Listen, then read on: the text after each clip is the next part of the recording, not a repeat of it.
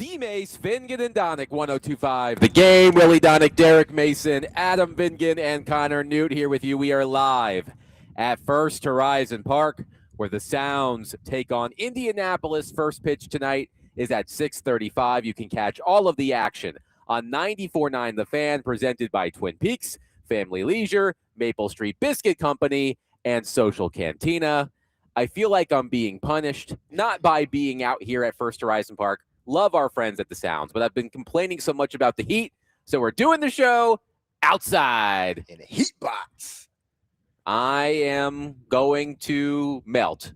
Yes. I've already started melting. You're not going to melt. I'm melting. We're in the shade. Melting. Well, I'm There's sorry. fans we gotta above us. breathe. I'm sorry, Mr. We gotta Floridian. breathe. I'm sorry, Mr. Floridian. Really, it's a nice breeze. It's like you're on the pleasant. beach. It's a pleasant thing. We're Exactly. outside. We're in the shade. We got fans. We might have Pina different coladas? definitions of pleasant. I mean, we We got have it pina all. coladas where? Come on, go with it, Adam. Where? That's what I need.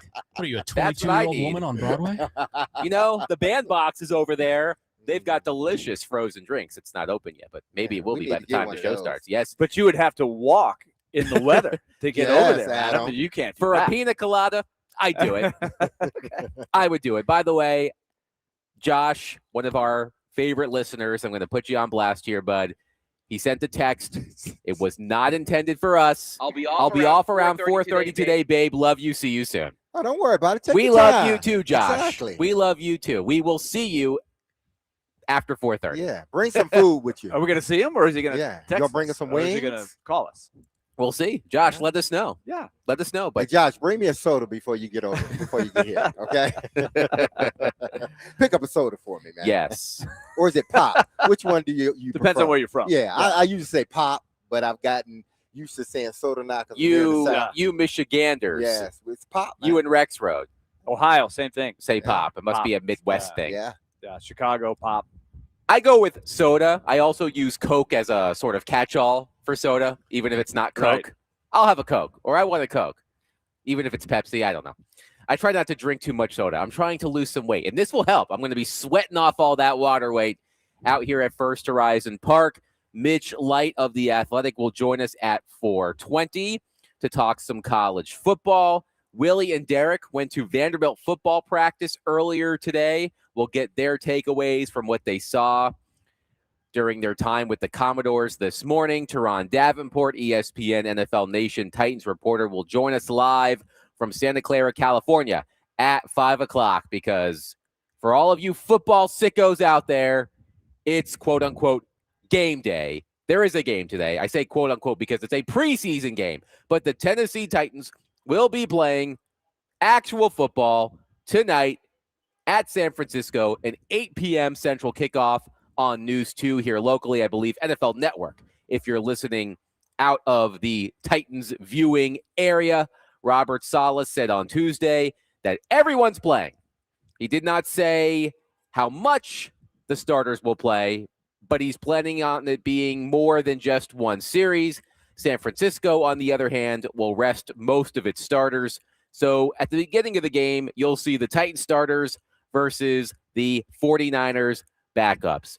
So here's how we're going to start today's show. You join us as well, 615-737-1025. Let's go around the table. What will we be focusing on most during the Titans preseason opener at San Francisco? Derek Mason, why don't you start? I think the obvious answer is the connection between Cam Ward and Carnell Tate. That's what we're going to be watching. The connection between he and him, the connection between Ward and Wan'Dale Robinson. So I think that's first and foremost. And then secondly, I think it's the offensive line, because that's still the biggest question mark with the Tennessee Titans. They've upgraded on their defensive line. We assume that they've done the same with the secondary, but it's been up and down for them. Definitely at the wide receiver position. The running back position sort of has stayed even keel. It's the offensive line and that connection that I talked about that there are still questions. It's looking better with the receivers and the quarterback, because we've seen a lot of good things with them, but we still hadn't seen the offensive line. I'm looking for three guys on defense in particular. And I asked, who did I ask the other day? We had a guest on. It might have been Nick Suss. It might have been Mike Herndon. I'm not sure. But these three guys, to me, in this situation, I want to see them flash the talent. Anthony Hill, middle linebacker, who I'm guessing is going to play quite a bit tonight. This was Mike Herndon, by the way. You asked these questions to Mike. Okay, Herndon. that's what I'm thinking. Mike, so Anthony Hill, they drafted because they feel like he's got the skill set to eventually play in that defense effectively, side to side. He's got the tools. Oh yeah, now it's Mike. As he pointed out, he was able to get on the field quick as a young freshman on a loaded Texas roster, right? So I want to see him grow quick. They've got other guys right now. He's probably not going to start, but I want to see him flash some talent. And then the two edge rushers, Femi Oladejo and Keldrick Falk. It's going to be simple, right? It's going to be one-on-one. I would love to see them get to a quarterback, whether it's a sack or not. I just want to see some good rushes from them off of the edge. Show me, flash me, let me see your talent. Flash me your talent. What? What? I hope you cut that, Connor, please. Flash. Flash me. Flash your brilliance. That's not what I flash heard. Me. Exactly. That's not what I heard. You see what I'm saying? You see what I'm saying? Oh, so now the heat's a problem. I want them to flash. Okay. Not you necessarily. Well, no. I mean, generally speaking. Well, I guess from San Francisco, yeah. If they're flashing me, they'll be flashing everybody. Everybody who's watching. I wasn't going to laugh, but Derek guys, laughed. These guys were drafted early because they supposedly have some skills, some talent. I want to see it in a simple defensive end edge rush. You should be able to jump out at me from time to time in a game where you may not be playing against the ones. So show me that you belong in a defensive rotation. Show me you might be able to make some key plays in a defensive rotation where the pass rush is going to be everything. For me, it's the secondary. We had Nick Suss on the program yesterday. He was at the joint practice between the Titans and the 49ers. And his main takeaway was he came away concerned about the quality of the secondary. He mentioned Amani Hooker had a rough day. Cordell Flott had a rough day. Alontae Taylor had a rough day. We talked about the corners earlier this week. And also keep in mind, it wasn't like the Titans secondary at practice was going up against Mike Evans and George Kittle and a lot of Deebo Samuel and Christian McCaffrey. It was a lot of twos because the 49ers have a lot of injuries, as we have discussed many times over the past few days. So if those three players in particular, Hooker, Flott, and Taylor, have a tough night tonight against backups because the Niners are resting most of their starters, that will increase my concern in the quality of the secondary. So that's something I'm going to be watching closely when the starters are on the field. Can Cordell Flott, Alontae Taylor, and Amani Hooker rebound from what sounded like a rough performance in practice the other day? Well, they're going to have to show based on what, we heard and those that were there observed. They're going to have to come out and show better than what they did Wednesday in practice, or Tuesday in practice, excuse me. They paid a lot. They have a lot of money tied up in that secondary. And one guy I think is Amani Hooker. Mm-hmm. He's the veteran guy back there. He's there. Kevin Byard. I'm not saying he is Kevin Byard, but I'm talking about veteran leadership from that standpoint. Your most veteran player. And it seems like he may be on the decline. Didn't play well last season. He had his struggles, and it seems like his struggles have boiled over into this, preseason. So he needs to come out and have a solid game because, again, it's not San Fran starters. And if you can't handle and Salah's not going to do anything complex. That's the thing. He's not going to do anything complex. So it's not like, I'm still learning the defense and he's calling all these plays. No, the defensive scheme, one, he don't want to show too much. But then two, you want guys' natural athletic ability to just sort of take over and not have to think too much. So the defense is not going to be complicated as far as what they call. And if he still struggles tonight, then I think they're going to have to seriously think about, either, bringing in someone from the outside to compete with them, or hopefully one of these young guys play well enough where they can kind of slide him in. That's if he continues to show decline. Another player as well who is under pressure tonight, Willie, Joey Sly, had a rough start to camp. I think he went 7 for 7 during the joint practice, if I recall correctly. But the Titans have been working out other kickers, reportedly. So a lot of pressure on Joey Sly as well to keep the momentum going so that someone doesn't come in and take his job before week 1. It's hard to know how much pressure. I think a kicker will always feel pressure. Sure. I mean, you have to, because you're held to an extremely high standard. If you're not making 83 to 85% of your kicks, and basically every extra point, all of a sudden you're probably feeling some pressure. So, and especially if you miss a big kick or two. So he to me would really have to flub this thing to not be the opening day kicker, but being on notice, that could be. I think he's trying to avoid really being on notice. Michael in Clarksville says, can you really learn much when your ones are going against 2s and 3s? Didn't the O-line look great in the preseason last year? Derek, why don't you answer because that question? It's about running the offense efficiently, no matter who's out there. Mm-hmm. So to say, well, you can't learn a lot. Yeah, you can, because if they can't go out there against the second team unit and be efficient in their offense, they don't have to necessarily go down and score, but be efficient in what you're doing. If you can string together, a good series, and maybe you just come out of that series with a field goal, or you go for it on 4th and down after a few first downs and you don't make it. That's still, to me, a successful series. To me, that's you're understanding you're still able to move the ball no matter who's out there. Now, if you go out there on both sides of the ball and you lay an egg, yeah, we should be concerned. Why? Because it's not their starters. Dwight says, DMase, hopefully this question makes sense, but is there any big differences in preparations for players, especially between rookies and vets during the preseason? Yes and no. I think you always go in, at least because now times are different. So it may be totally different because guys are not playing at all in the preseason at all. So their preparation for the game is totally different. Now, when I sound like an old man, which I'm getting there. Back in my day, yes, we had to play. Like, we were playing. That third game was a tune-up game. We played 3 quarters. Yeah.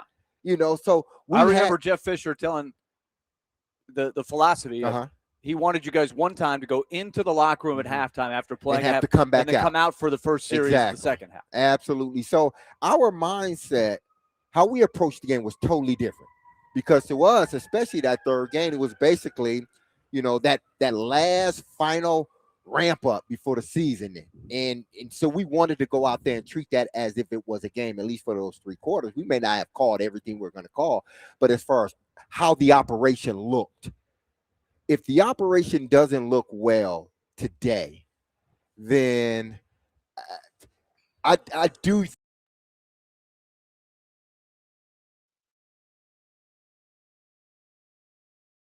think the operation didn't look well, and it still continues.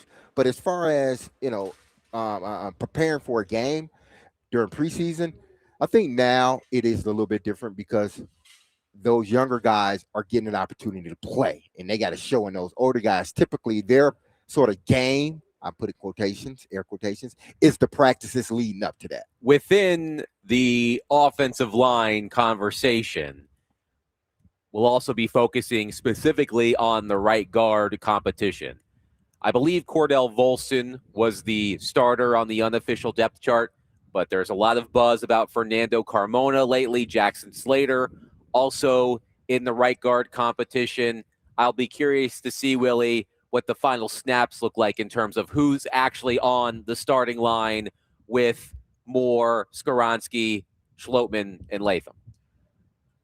I don't know. There are a lot of different ways that you could deploy those guys in a game. and it could mean a lot of different things. So first of all, I don't want to watch a football game and focus on the right guard. Well, it's I'm just saying. Like, there's only so much I can tell. I'm not going to have an ISO cam on Fernando Carmona. But I would think that regardless, Carmona is going to play a lot yes. tonight. I would play the heck out of him because if I think he's got a chance, I want the young guys to show me that they belong in the league. They need some good drafts. Play these guys. See what they've got. I would love for Carmona to go grab this job and be the best amongst this group. That would be a win. Now, I don't know if he would win it by default or hopefully win a good competition, which DMase talks about every year. You want to have competition. You don't want to hand anybody a job, but a lower round pick that wins a job over 3 other guys, that's promising, at least in the short term. So I think they're going to give this kid a chance to at least play a lot. I don't know if he's going to start or anywhere close to it, but I would like to see him a lot of reps in the second half. That'd be a good thing. One texter says, what is it about the Sound Stadium? The last time you were there, it was looking for a third ...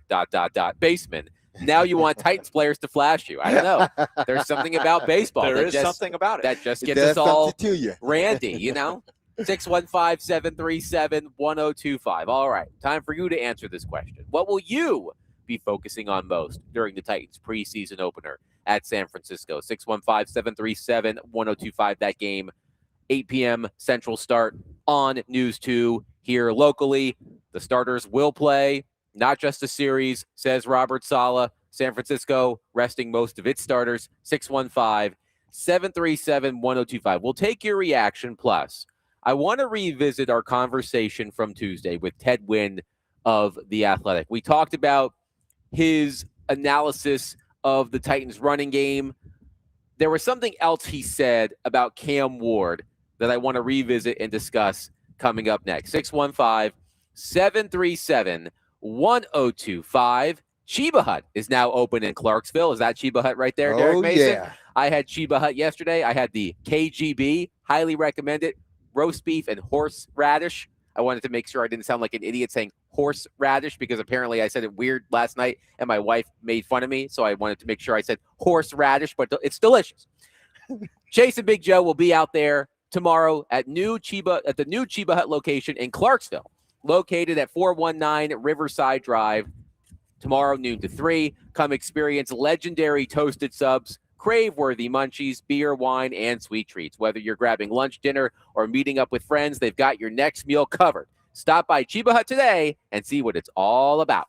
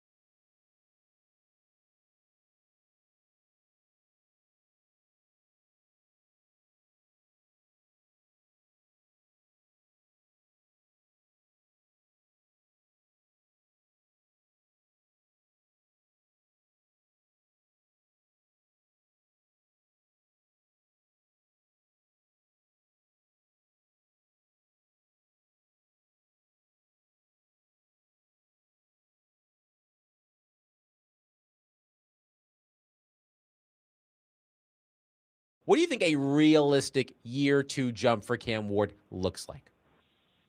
Yeah, I mean, I want to see him be able to complete some more balls downfield. I know a lot of it wasn't his fault last year. Had a very bad receiving core last year, a lot of drop passes. So I want to see him master the nuances of this offense. I think it's going to be a bit different from him. So during that growing pain period and beginning of the season, I don't expect him to just throw for 300 yards, every game. But I want to see him just take care of the ball, master the operational stuff.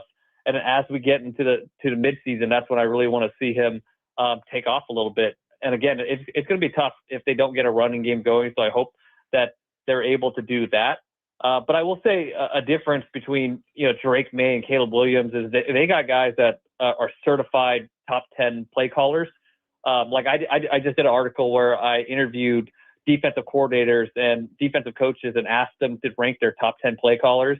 And Ben Johnson was ranked number 3. Josh McDaniel was ranked 9th. And it's not, Brian Daboll to me is a very good offensive coordinator, but he's not in that kind of elite category as those guys.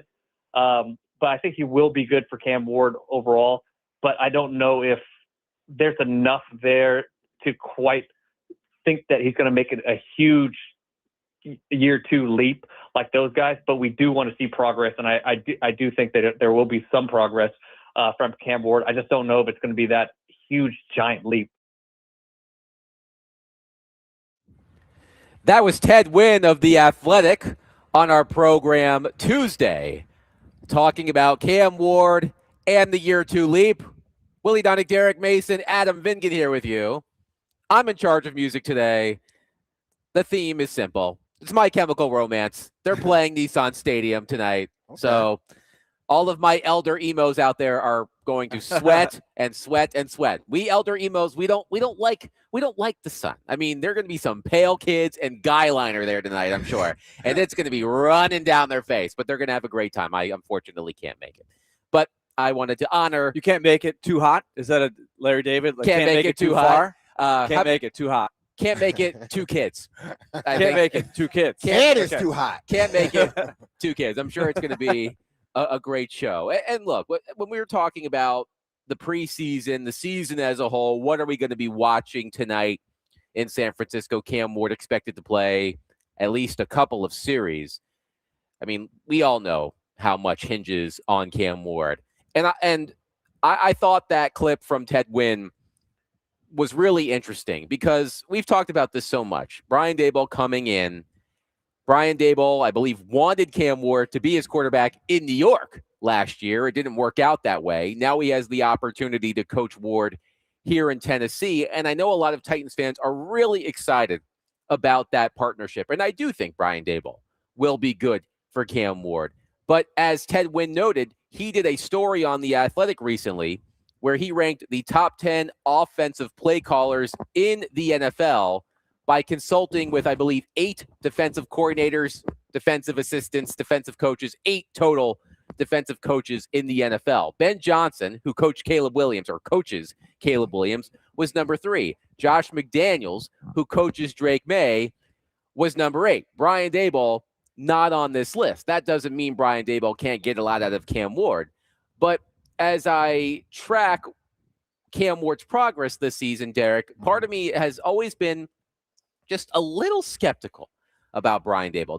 Not because I don't think he's a good coach, but I do think that Titans fans have, what's the best word here?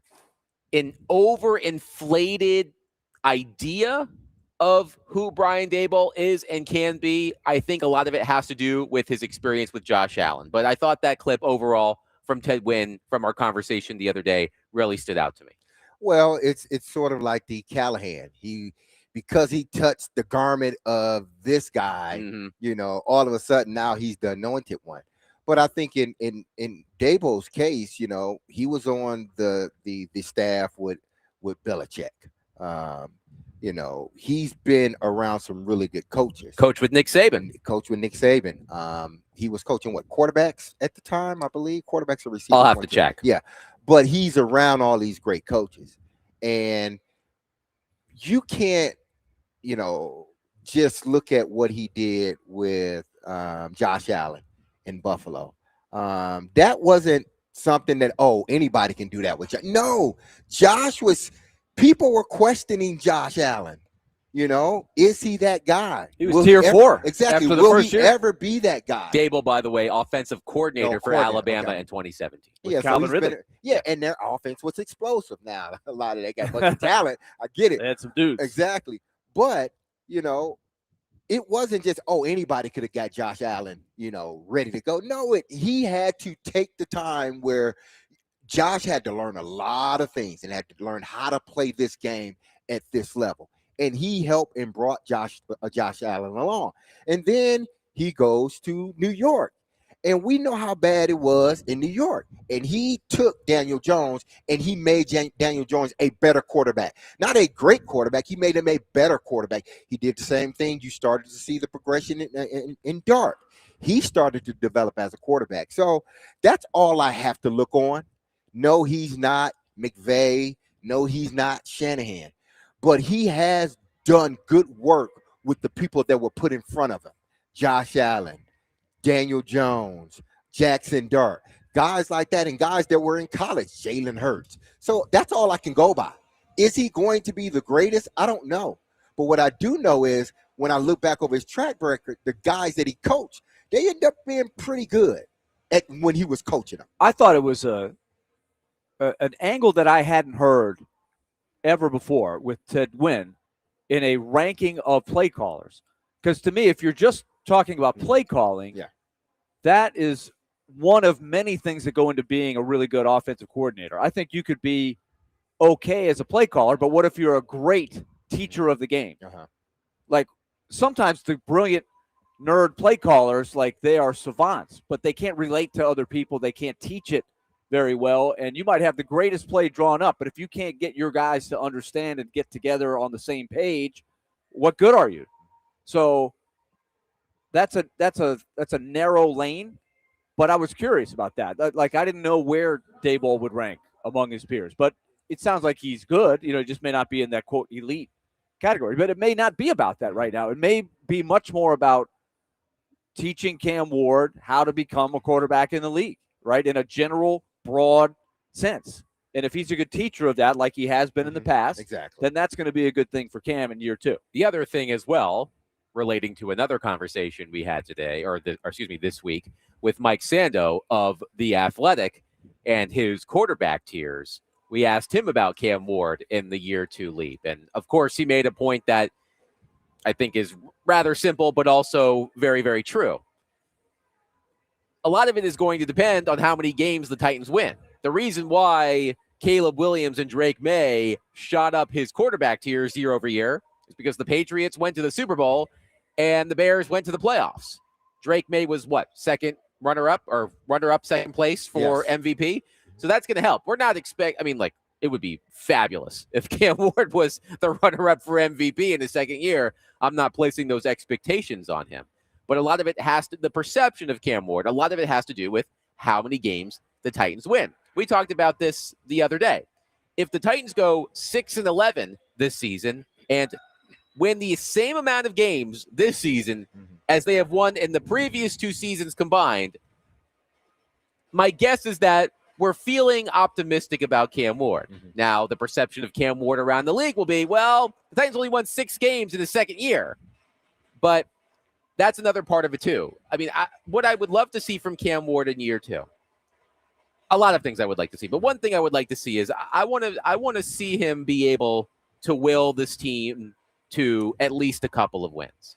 I think we saw it in some respects in that crazy game at Arizona last season. I mean, the Cardinals threw up all over themselves, but Cam Ward had to get the Titans down the field to set up the game-winning field goal. I would love to see Cam Ward be able to command a game, take over a game. I think he has that ability in him. I think that would go a long way in starting to change the perception of Cam Ward. Yeah, he's going to have to, and this is what Daboll is tasked to do, is to help change the negative perception, because there's a good perception out there of Cam, I think, overall. Does he have some work to do? Absolutely, he has some work and development to do, but it's just changing, as far as how this team look, how he operates, how he matures as a quarterback, and how he develops. And as much as we want to talk about, because you're right, Adam, the national perception is going to be, 6 wins. They didn't do anything. He's not doing anything. But I think the local perception here would be totally different, because if he's going out there and he does exactly what you say, win some games for the Titans. But what if the defense ends up not being as great as we thought they could be? That's a factor too, but that's a factor that not many people look. Drake May and Caleb Williams could have had a fabulous season. What if both of their defenses were horrible? We know New England defense wasn't horrible. I think Chicago's defense was okay. But what if those two defenses had, lower half defenses across the board? They would have had to win way more games than they actually won for that team to have been successful and reach that point. Because in the playoffs, the New England Patriots defense was locked at. And just say if they were not playing that way, how much more pressure that would have put on Drake May. So it's not just about, it's the wins and the losses, because wins and losses is a team thing. But if the quarterback's developing and doing what you ask him to do, that's all I can go by. I think we should not go by the one-loss record. I think it's more of a watch week to week. I'm going to be careful how I use this, but I would love to see him flash some big games where he looks like, it's not going to be there every week, but show me that you can dominate a game, especially if your team is good enough to allow you to do that. Like last year, I'm not sure the team was good enough for him to put together those numbers that a fantasy owner would look at and go, 330 yards, 3 touchdowns, another touchdown running. But I would love to see some big games from him mixed in there. I'm being realistic. But the one loss is not as important to me. I'll give you an example. Vince Young won the Rookie of the Year in his rookie year, 2006. He came in, they were 0-3. He lost a game or two, and then he finished. He caught fire. His numbers weren't great, but you were thinking, wow, where could this go if he gets better? The team was better the next year. They made the playoffs, but he took a step back. He wasn't the reason that they were winning. So they might win 6 or 7 games this year, but you might at the end of the year go, well, was that really because of Cam Ward, or did they just have a great defense, great special teams, something other than that? Because you walked away from a season where the Titans went 10-6. They made the playoffs, but they played great defense. They ran the heck out of the ball. It was a Jeff Fisher specialty, right? They played that grinding style. Vince Young only had 9 touchdown passes and 17 interceptions. So the quarterback and the team success it's a balance that you have to look at the eye test to really determine what that means. They won in spite of, and you don't want that to be Cam Ward. Well, they won in spite of the quarterback not, going out there and performing or running the offense the way it needs to be ran. You want it to be the other way around, whether this team wins, 6 games or they win 15 games. You want it to be, because the quarterback played well and he continued to develop within that system. Mike on our text line says, well, I will watch it at least 4 times. Well, good for you, Mike, to watch all aspects. But Cam Ward is my number one in terms of what he's going to be watching for. Offensive line, number 2. Mike also says, I would play Big Simmons in the 3rd quarter for fun, build up his mental. When was the last time Jeffrey Simmons played in a preseason game? I feel like it's been a long time. It may have been. Did he play last year? Oh, he did? Yeah. Oh, okay. Well, there answers my question. There we go. Shows how much I've been paying attention to the Titans preseason. But I appreciate Mike saying he's going to watch it 4 times. The fact that you even thought you remembered enough, I couldn't have told you one way or the other. I have no idea. I don't think about preseason games after they're done. Like yesterday's trivia question, 7-2 in the last 9 preseason. 7-2 in the preseason. Over the past 3 years. I could have guessed that they won some games. I wouldn't have guessed 7-2. But 7-2, no, I would not have guessed. B-Man says, I will be focused on my pizza and wings because it's just preseason, LOL. Look, enjoy your pizza, enjoy your wings. Hopefully the starters play a couple of series, get some good work in, take advantage of playing twos and threes in San Francisco and build up some confidence within the fan base, because I can only imagine what's going to happen if Cam Ward and the offensive starters struggle against the 49ers backup defenders. When we come on the air tomorrow at 3 o'clock, the sky will be falling, Chicken Little all over the place. But let's hope that they have a decent showing tonight. 615-737-1025 will continue to take your reaction. Again, the question this hour: what will you be focusing on most during the Titans preseason opener at San Francisco? 615-737-1025. We are broadcasting from the Busy Bee Plumbing, Heating, and Air Conditioning Game Nashville studios, home of the $99 yearly Beehive membership, where the buzz is always about great service.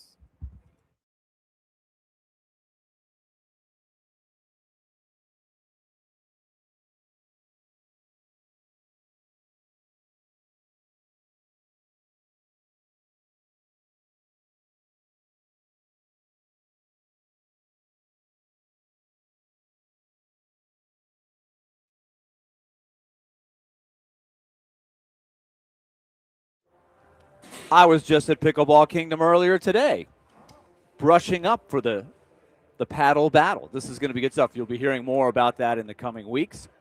But let me tell you about our friends at Twice Daily. That's what's going on every day, because Twice Daily, emphasis on the daily. Every day you got things going on. Stuff pops up.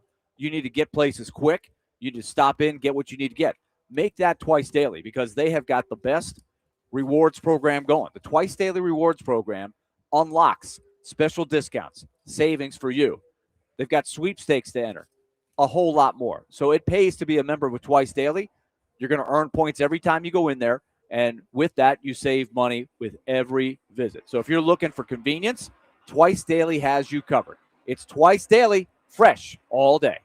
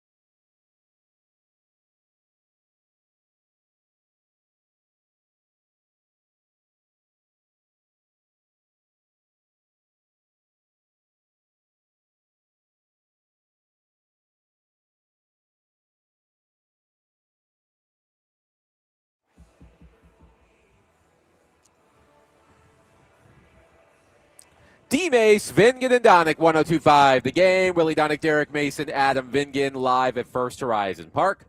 Sounds versus Indianapolis tonight. First pitch, 6:35 p.m.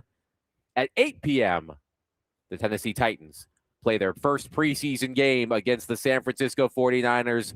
All coverage, of course, locally on News 2. What will you be focusing on most during the Titans preseason opener at San Francisco? 615-737-1025. One texter says, focusing if I can stay awake for the whole game, LOL. We'll see how Ward does and how the defense does. Wins and losses are not judged by the preseason unless something happens, and we don't want players to be hurt in the long run and have another long season. This team has promised, but let's take these games one at a time and see what happens from here on in. I believe that text was from Coach Willy.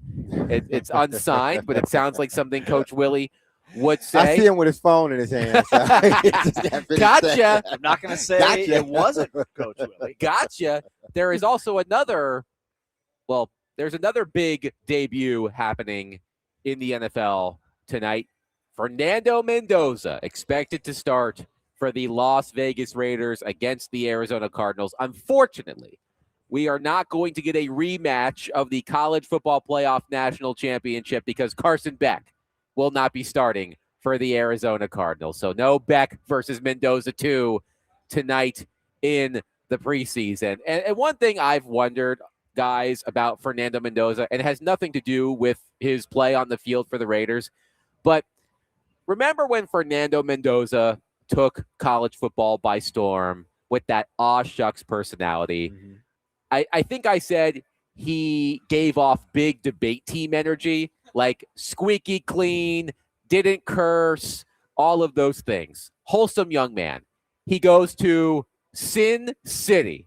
I just thought the idea of Fernando Mendoza in Sin City was hilarious. And I believe it was Michael Silver of The Athletic did a story ahead of Mendoza's debut in the preseason.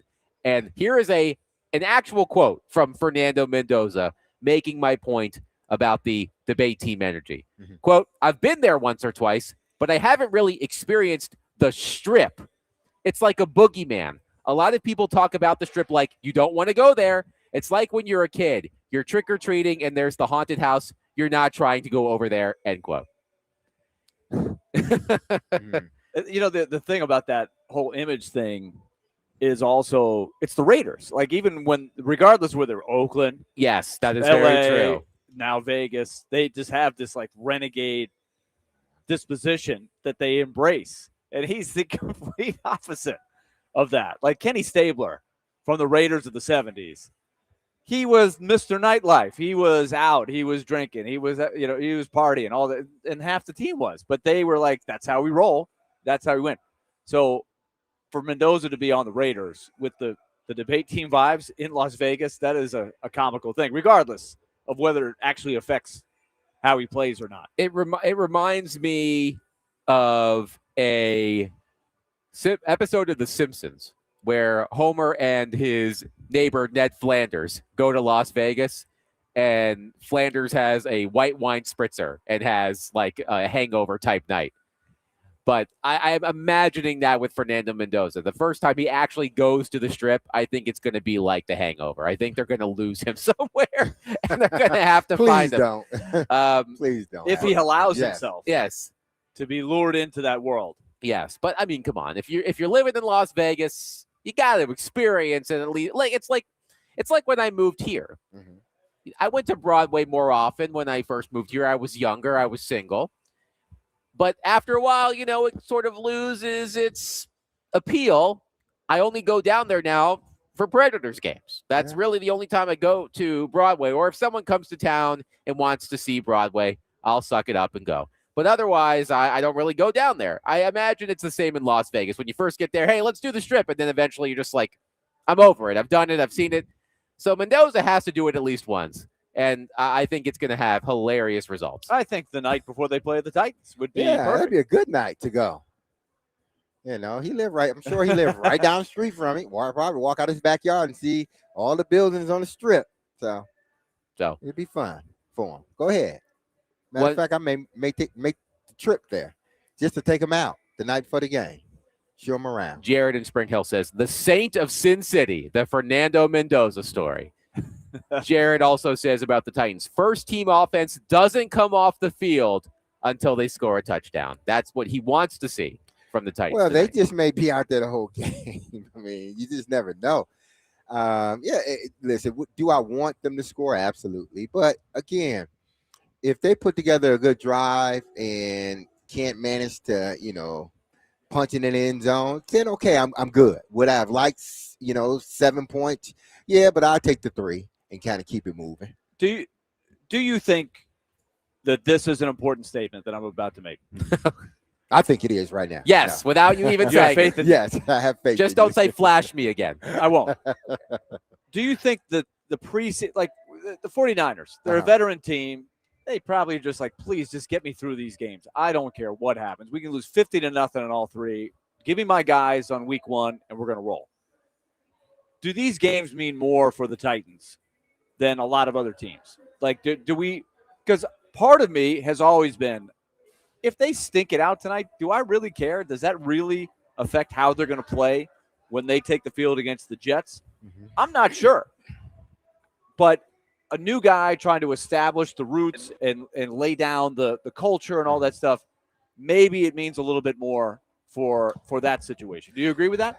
Yeah, I think it depends on where your team, how they ended their season. Like you go into New England, I guarantee you, it ain't about winning preseason games. Listen, we just want to make sure that we're staying on task, staying on schedule with development and everything else. That's all we care about. We win, fine, we win. But that isn't our goal going into the preseason game. I think here is a little bit different because they haven't experienced a lot of winning in the last 4 or 5 years going on.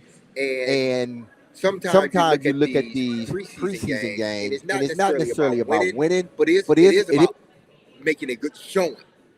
Going out there and running the operation the way it needs to be ran.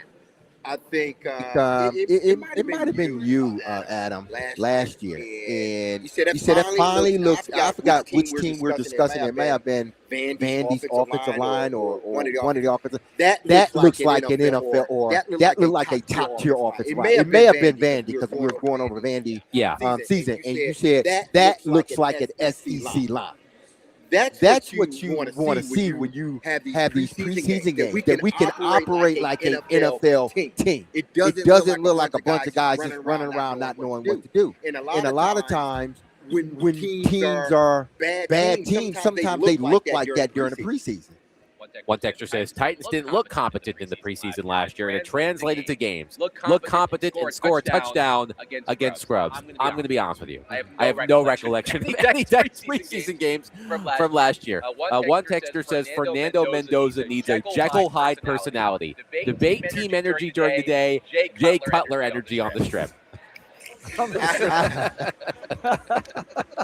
We'll see if the Raiders win some games. I'm just telling you, the first time he goes out there, I think he's going to. He's going to lose all of his inhibitions. It's going to be. He can go on the strip. There are shows you can go to. You can enjoy shows. You can enjoy it on your own level. There's different levels that you can do. But I do think we all went to school. We all were college people one time. Yes. We had freshmen that were sheltered, let's say, Yes. and then Absolutely. they were free and wild. And Do you think they drink a lot in Indiana? It didn't go well. Oh my goodness, I'm sure they There do. were some guys that had a rough transition to the college days when they had no guardrails. I'm still the sheltered freshman. Don't worry, Fernando. But for someone like Fernando Mendoza to be plopped in Las Vegas, like you're not easing your way in that capacity. It's not like you'll go to Dallas. I mean, there's a lot to do with Dallas, but it's not the same as Las Vegas when you toe the line. Yes, you got to say it like that. Las Vegas, 615-737-1025. We will get back into the Titans preseason game later in the show. Turron Davenport will join us live from Santa Clara to help us break down the Titans preseason opener against the San Francisco 49ers. 615-737-1025. But coming up next, we have a new nominee for the world's biggest baby, and it's not me in the Heat. We'll discuss coming up next. 737-1025, Willy Donick, Derek Mason, Adam Vingan, 1025 The Game.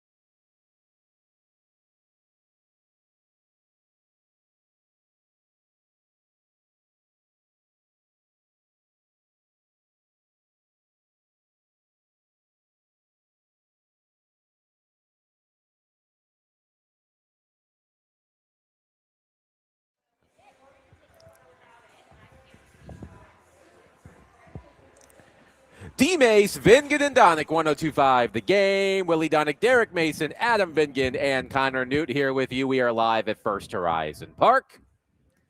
And we've got to talk about the world's biggest baby. And no, it's not me, although I did just see our friends at Nashville Severe Weather say the feels like temperature downtown is 109 degrees, but that is neither here nor there. The world's biggest baby is Jaden Daniels. This story, first reported by ESPN.com, has blown up, and I am reading directly from that story from Mark Schlabach at ESPN.com. An attorney representing Washington Commanders quarterback Jaden Daniels has informed LSU that it can no longer use his name, image, and likeness. At the center of the dispute, according to a statement from Daniels' spokesperson, ESPN, is that the Tigers are allowing sophomore cornerback DJ Pickett to wear the number 5 jersey that Daniels wore when he became LSU's third Heisman Trophy winner in 2023. Here is part of the statement.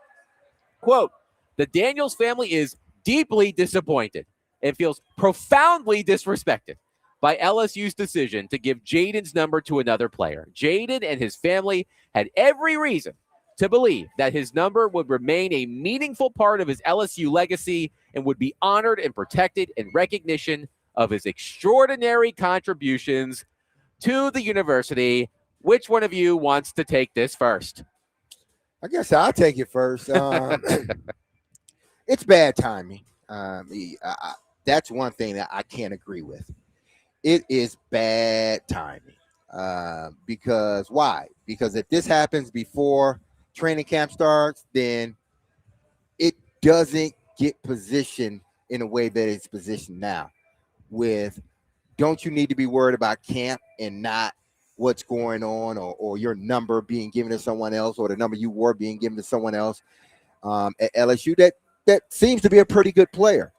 So I think the optics is all bad because it's coming out now.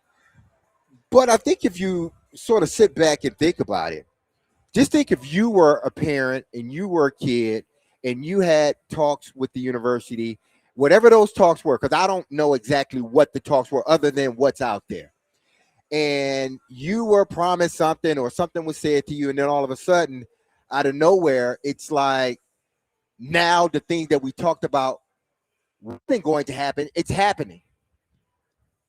You would be upset in a sense too, because you're still using my name, image, and likeness. You're still taunting me to recruits that may think about coming to LSU. Look, we've had Joe Burrow, we had Jaden Daniels as a Heisman Trophy winner.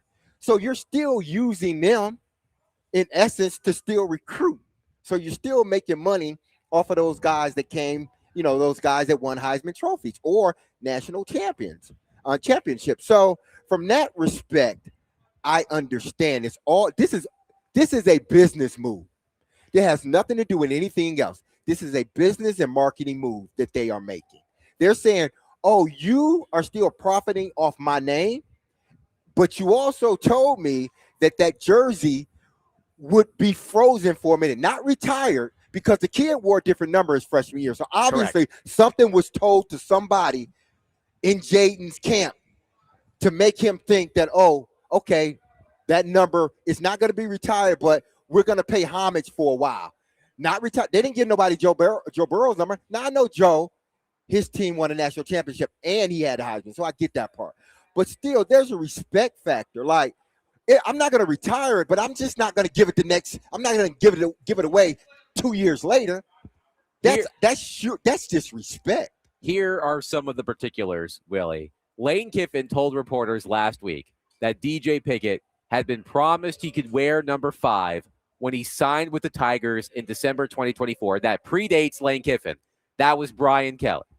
So Lane Kiffin said this, quote, DJ is in number 5, and that was a situation that was promised to him in recruiting here for him to sign here. I've done a lot of research on that with the family and the representatives and the people. So really, I didn't have a decision to make. It was promised to the kid. It wasn't done for whatever reason. I'm not going to get into that. ESPN reached out to Brian Kelly. Kelly said, quote, I just wasn't prepared to do it until we got a full commitment from another Heisman Trophy winner. We didn't want to issue number 9, so you can't treat one differently from the other. Thank you. And that's all I'm saying. Willie, your Look, thoughts? I have a lot of questions. Number one, there are probably some things that we don't really know. Mm-hmm. Here's my first question.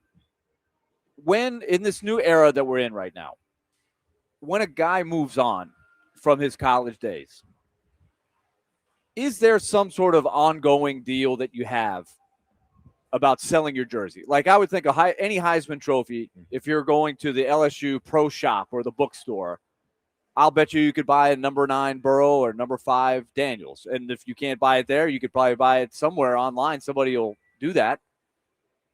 Is there a cut for players like that who continuously, because they're sort of legends, so to speak? I don't know. But that would be one aspect of a quote, business. Yeah. But at some point, you got to look at it, if I'm Jaden Daniels, and say, I'm at the next stage of my career. Well, I'm not worried about I benefited a lot in my days at LSU. Whatever they want to do is all right. Like, why should he care? He was paid by LSU to play. He earned money there. He won the Heisman. It got him where he is right now. He learned things from Brian Kelly. So at some point, is the juice worth the squeeze of, I need to continue to be making money off my name at LSU? It doesn't come across very well to me. I think you make money for as long as they make money in perpetuity. So I don't think that should be like, okay, I played there. Yeah, you got some out of it. They got some out of it as well. They got a really good player that they can continue to sell the name in the Heisman Trophy to other recruits, quarterbacks in particular, that may want to come to LSU, or they're thinking about recruiting to come to LSU. So if you're going to continue to use my name to benefit your university, then I should be able to say, don't retire my jersey. Fine, you don't want to, but if you give it to a guy that's a Heisman hopeful, a guy that has proven he's a Heisman hopeful. I think outside of that, it's like, we know how the recruiting everybody wants the angle to get the players they want. We were at Vanderbilt's practice today. They gave us a roster. Yeah. Every single 1-digit number now, and I don't think Vanderbilt is unique. I'd have to look at other ones, but everybody's got an offensive guy and a defensive guy wearing every single digit number. Probably because, if you come here, we'll give you your high school number. Yeah. At some point, you can't retire all the numbers. You got 100 guys on the team. Like, if you retired the numbers, what would these new guys wear? So I don't think that retiring the numbers should be an issue at all. I don't think it's about retiring numbers. But when you say make money off of perpetuity, isn't a lot of our philosophy in the USA that you go to your alma mater, or you go to your school, it's your alma mater. They ask you to give back to the school. Yes. You're not continuing to leech off of the school or but make money. That's for none. But when you know this, Willie, when you cross over to the athletic realm, it's totally different. I know, but that's why I'm asking: what did they have a deal in place on the front end? If if we want to sell your jersey after you're gone with Daniels number 5 on the back, do you get a cut of it? It goes into, this is all a business now. We're in a different realm. But is this good for Jaden Daniels to be worried about this? Not right now. They're going into camp, starting up the season. He's coming off injury. His team had a bad year. The optics of it is horrible, but the principle isn't. See, people are looking at the optics. I'm looking at the principle. The principle is you told him something, and then somehow, some way, and I don't blame Lane Kiffin at all. Brian Kelly may have told Jaden Daniels something, not Lane Kiffin. But what I'm saying is that if that coach, and he was a part of that university when he made that promise, he was a part of the university. So I'm looking at it as, okay, this is a promise of the university, the athletic department, because this coach promised me that. He promised me that he wouldn't retire it. No, this had nothing to do with retiring a jersey, because I don't think it should be retired. But what this has to do with, not everybody doesn't win the Heisman. The Heisman isn't a trophy they just hand out freely. Like, hey, Adam, here's a Heisman for you. Willie, Okay. here's like, this is a Heisman Trophy winner, All the right. best player in college in football. All right, let's go with that. Again, under the, all right, you want to go down this road? Mhm. What if LSU says, all right, we won't use your name, image, Okay, and cool. likeness? Cool.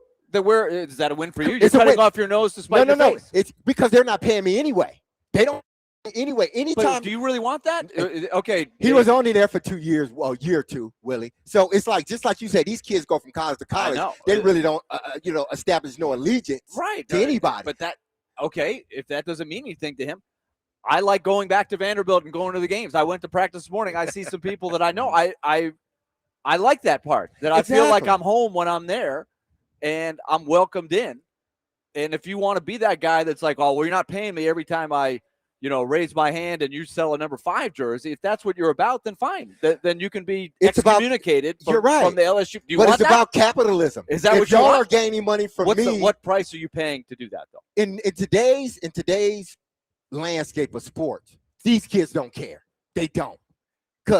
Just because I went to Alabama for a year and left and went to the league, my allegiance isn't. If Alabama starts to lose, I'm not going to sit here and say, "Oh, I went to Alabama." No, my allegiance leaves that university when I leave that university because of the landscape of football or sports. Period. It's not like when we were in college where you really, once you got there, you had to stay there. I guess that would be my answer. Would then be okay if that's how you want it. Yeah. Then But then that's something that we school can't. has the right to say, we okay, can't we fault won't him use for your that. name, image, and likeness. You're right, but We're we can't fault LSU. him. You're not the only guy that came to LSU and did well. We have a long program with a lot of great players. You're We'll right. just focus on those players. But again, you can't fault him for something that he wants to do in regards to this. I guess I can't fault him, this but is I a would tell financial him. move. I would say, Jaden, this isn't worth it, buddy. You're You're quarterbacking care. in the NFL. Don't worry about may not what happens care at LSU. about what happens in Someday you're LSU. going to want to go back to LSU. We want to take your kids. Hey, I played here. We had a great time. They are not going Here to are the people excommunicate him. They will never excommunicate him. I They would. won't. you would say no, but then everybody else behind you would say yes. He's coming. I would say, look, the guy wants to get paid for every time going forward that he hasn't been here. Like I Exactly. would say, this is what he wants. If I'm He said, stop using his name. Okay, if- I'm doing what he if wants. you guys promised to do something, again, it wasn't to retire the number. If you promised to hold it promised? off for the Brian Kelly, he was he's a part of the long gone. university. He was hey, listen, I You know think Kelly's there are gone. promises made by coaches in Absolutely. recruiting that they don't Absolutely. live up to? Can I give That you happens a all bunch the of time. them? A bunch of them. Can I give Yeah. you? Can I? Steve McNair used to talk And about. kids leave Can I because give of that. you? Can I give you a local example? Yes. I want to know how you feel about this. Uh-huh. Let's talk about the Predators for a moment. Yes. We know that Barry Trotz had an agreement with Ryan O'Reilly. Mm-hmm. Ryan O'Reilly has no trade protection in his contract, but Trotz and O'Reilly had, let's call it a handshake agreement, Mm-hmm. that if Trotz was interested in trading O'Reilly or someone was interested in trading for O'Reilly, that Trotz would work with O'Reilly. Mm-hmm. Do you believe that Chris McFarland should be held to the same standard? Chris McFarland did not make that agreement with Ryan O'Reilly. So if Chris McFarland says to Ryan O'Reilly, you know what, Ryan, I know you had this deal with Barry. That's great. I didn't make that deal. I'm not honoring that agreement. Would you have a problem with that? I would have a problem if you're that blunt about it. I think it's worth discussing. I've always said sure. that. And you talk through it as professionals. I've always said with that O'Reilly situation, I said, I don't think McFarland would just go and say, we're trading. He would go in there and he would talk to him and say, hey, if something comes up that, may help the team in the long run, we may have to do that, but I'm just not going to make that move without talking to you. That's different. And then you're comparing pro to college, a guy that's on your team currently now. It may to a be guy apples that's to not oranges, on but your it did team. pop into my No, head. but- As no, the two of you I guys said. understand. Similar I understand. Yeah, I principles. understand what you're saying as far as one guy made the agreement, another guy comes in, and then do you really expect that guy now to make that hold that agreement? Against just hold on to that agreement. In some aspects, yes, But then in some aspects, you're like, man, you just got to do what's best for the team. I think in this situation with Jaden Daniels, again, I think this is all a financial thing with them, with Daniels. Listen, you told me one thing. Now you don't. Now it's become something else. And again, I don't blame Lane Kiffin for this because he's just walking in and he wants to keep the guy. But my thing is, the guy wore a different number last year, I believe, didn't he? He wore 3. Yes, you became an All-American with the number 3. Why in the hell you want to change it? That's my thing. Just keep the number 3. To me, it's more than now. It's about something else. Like, dude, everybody then went out and bought number 3 jerseys. You're one of their returning top players with number 3, and now you want to switch to number 5. I'm keeping 3 if I'm him. We'll get back to this, but I do want to bring up one note generally about Jaden Daniels before we get to Mitch Light of The Athletic on the other side. I was living in Washington about 15 years ago, which, man, that's a long time ago.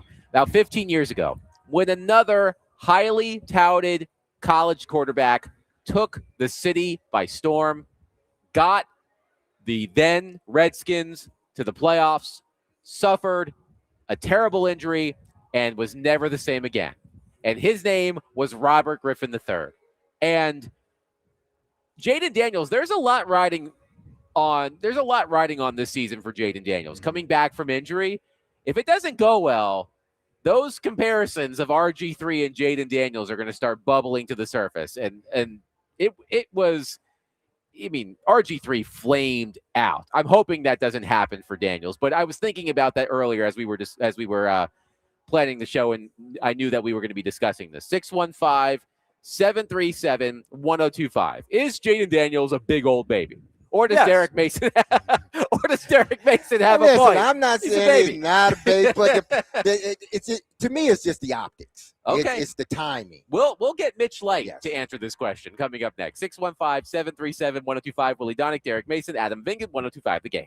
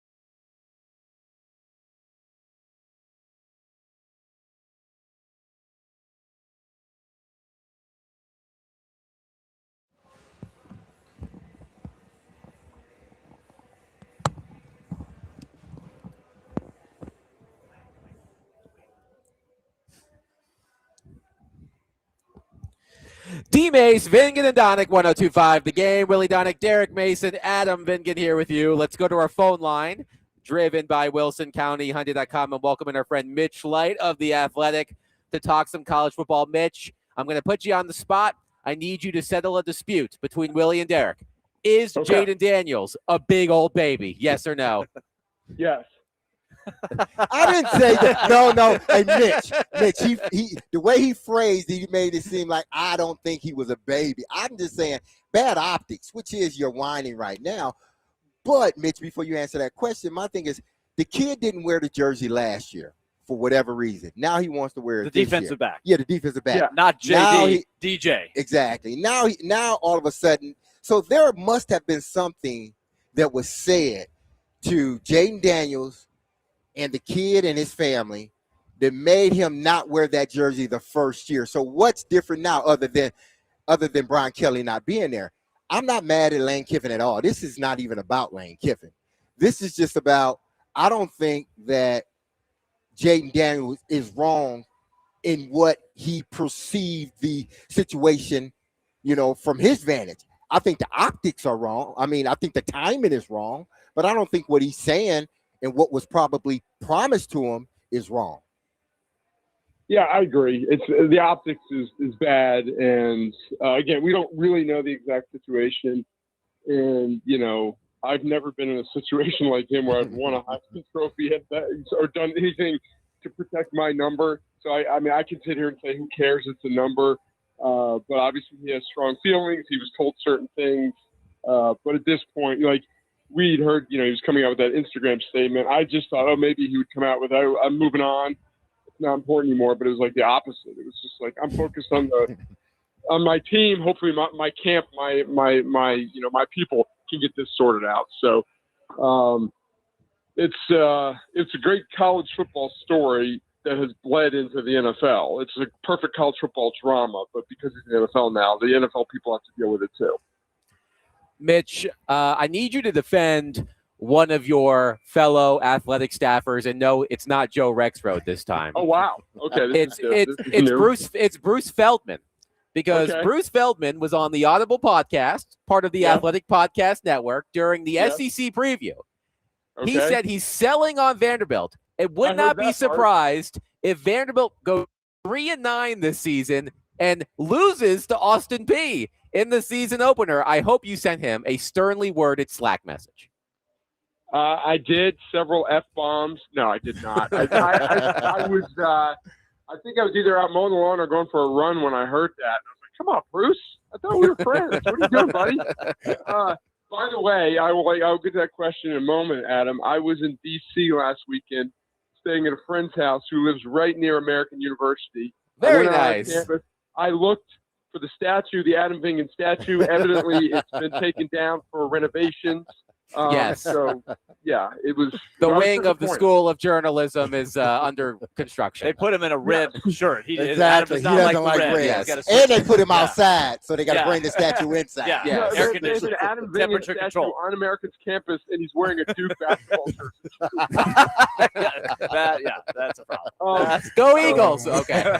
Yeah. So, it is a very valid argument, or it's an opinion that's not that crazy to say Vanderbilt's going to take a step back. Whether you agree with it or not, that's another issue. It's based on having the greatest, I think we could say the most effective player in school history, especially offensive player, running offense, losing a great tight end. I get that line of thinking. Now, to say that they're going to lose to Austin Peay. Now, Austin Peay's not terrible by any stretch. They hung with Georgia last year. We know they beat MTSU by, 21 points in the opener. So they're a competent team. But I was surprised to hear Bruce say it that strongly. But I agree. I mean, the verdict is out on that. We can go more detail. I think the verdict is out on this Vanderbilt team, and any opinion is warranted. Now, Mitch, do you think when things like that is said about this Vanderbilt team, because I think a lot of it is just because of the history of the program, but are they missing what Clark is building? Because, it didn't start off well for him, but he stuck with his plan. and it seems like everything is coming together now. They may take a slight step back this year. They may not be the team they were last year, but I think the program itself, what Clark is doing, should be commended and trusted that this team is going to continue to be a good team. Yeah, and I think that's one thing, honestly, and I like Bruce a lot, that made it surprising that Bruce said it, because he knows the ins and outs in every program. If it was some dude in, Starkville, Mississippi, or just picking a random SEC town, oh, it's Vanderbilt, they lost Pavia, of course they're going to take a step back, then you might dismiss it more. So that's why what Bruce said resonated a little more. I just think it's in the SEC, and you look at these schedules, you can, let's say you take one step back as a team instead of 2 or 3 step back, you can still go 4-8 or 5-7 because of schedule. If you don't win the close games, just think, the Missouri game last year, they won that game basically like on a late turnover when Missouri was driving. Auburn, they won in overtime. There were some convincing wins, of course, there. So if a few breaks don't go your way, or you don't make your own breaks, a good team in the SEC can go 4-8 and 5-7. So I think we have to see what the product on the field looks like this fall to see how big of a step back they take. Again, because not all 5-7s or 7-5s are created equal. You can lose a lot of close games and say, okay, this is still a competitive program. Clark Lee still has a team that can be relevant and compete in the SEC.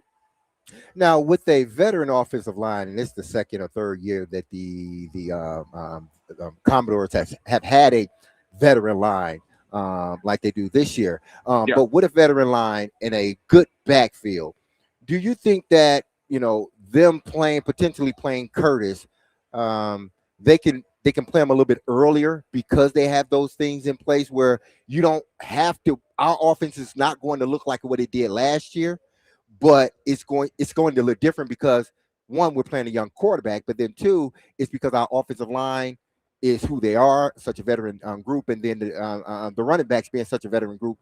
Does that give them an opportunity to play this young man a lot earlier than maybe they would like to? Yeah, that's an interesting question, and I would like to give the coaches some truth serum to see how they would answer that. I think the offensive line, it's a veteran group, but there's still a lot of new parts, still a lot of transfers in there. So it would be a little bit of a stretch to expect them to be cohesive in week one. I think the offense will look a lot different.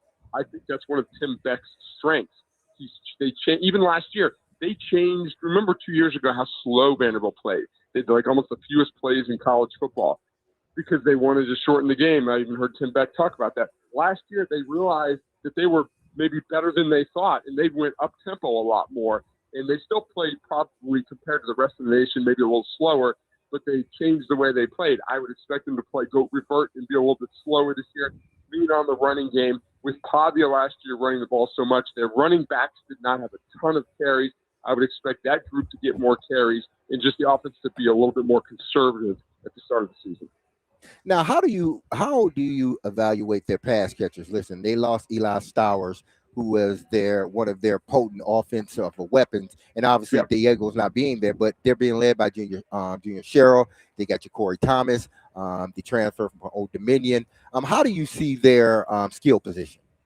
Yeah, I think Sherrill is good. Sherrill's like a legit all-SEC caliber player. Like Willy be all-SEC. I don't know. He might not have enough catches, but he's legit. He's not a big guy. He's under 6 feet, but he's legit.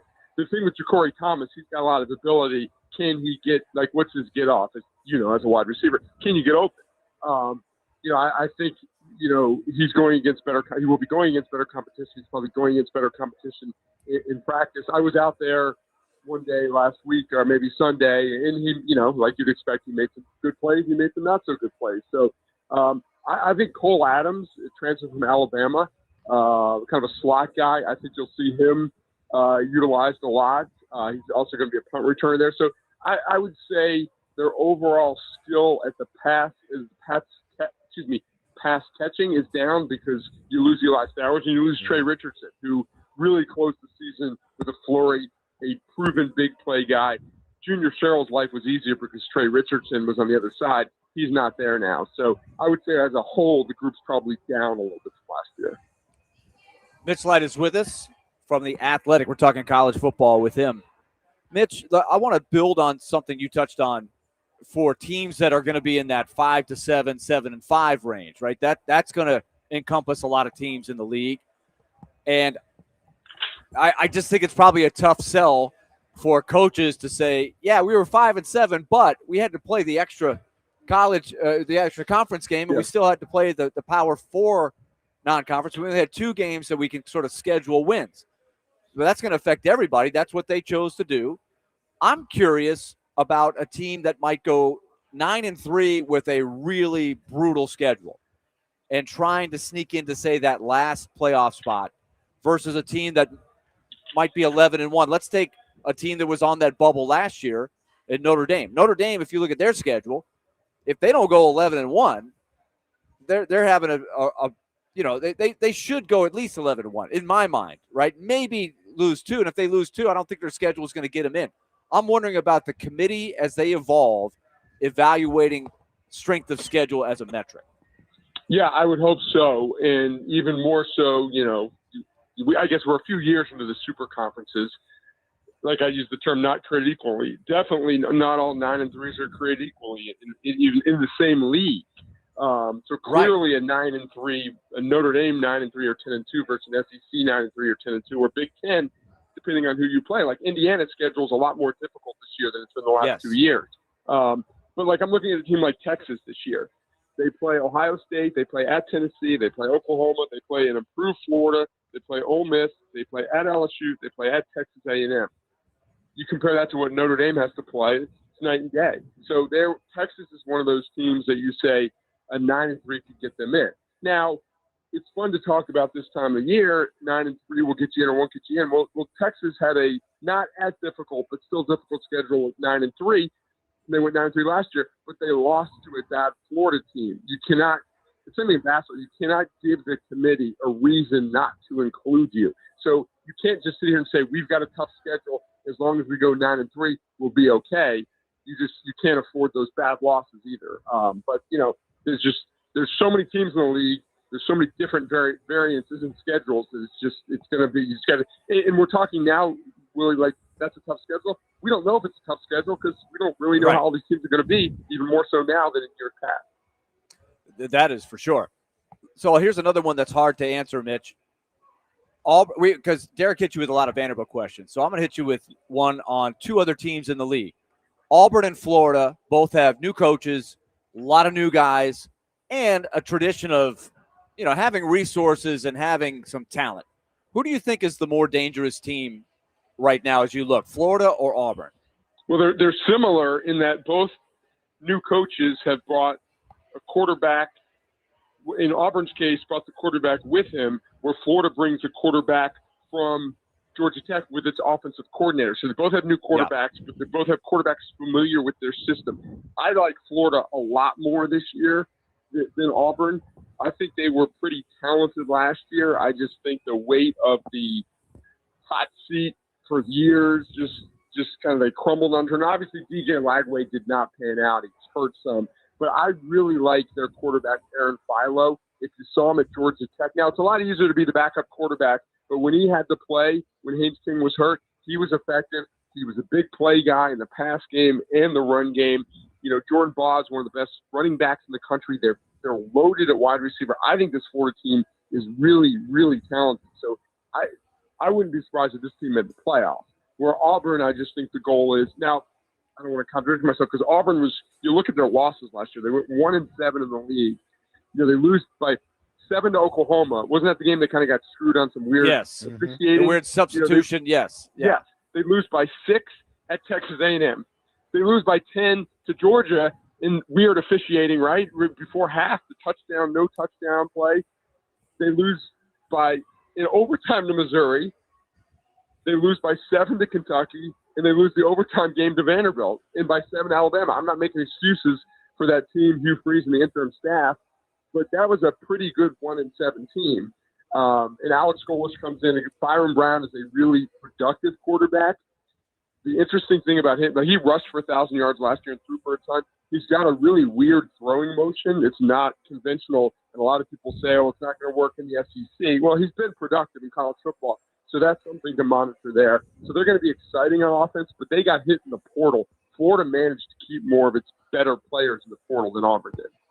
Mitch Light of The Athletic has been our guest on DMase, Vingan, and Donick. He will join us every Thursday at 4:20 now that we are approaching college football season. Mitch, as always, a pleasure. We'll do it again next week. Talk to you guys later. See ya. 615-737-1025. I'm going to have to talk to my alma mater about where my statue is. I may have to pull my NIL.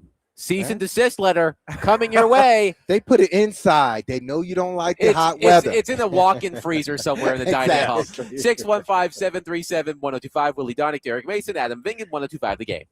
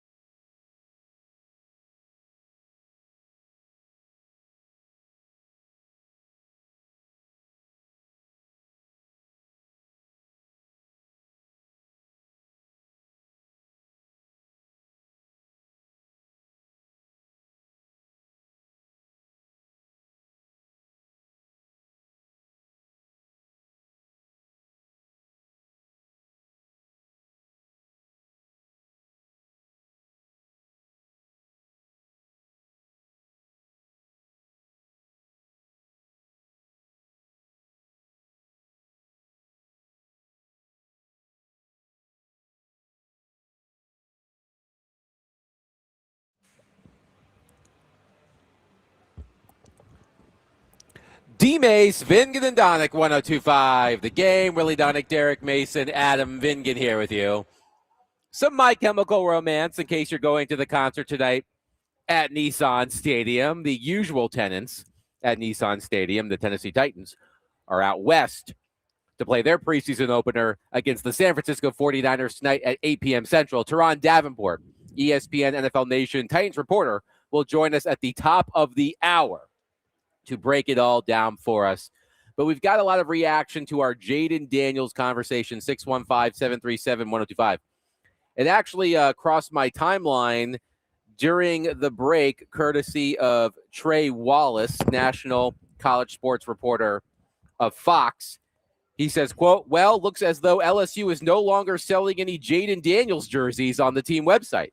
As for others, they have a number of notable former players like Joe Burrow or Justin Jefferson. So that's work. It's quick work there. I would say, hey, Jaden, you said cease and desist. So we cease and Hey, desist. they got to stop. So Yeah. I don't. Okay. Hey, listen, I don't see anything. To me, it's not.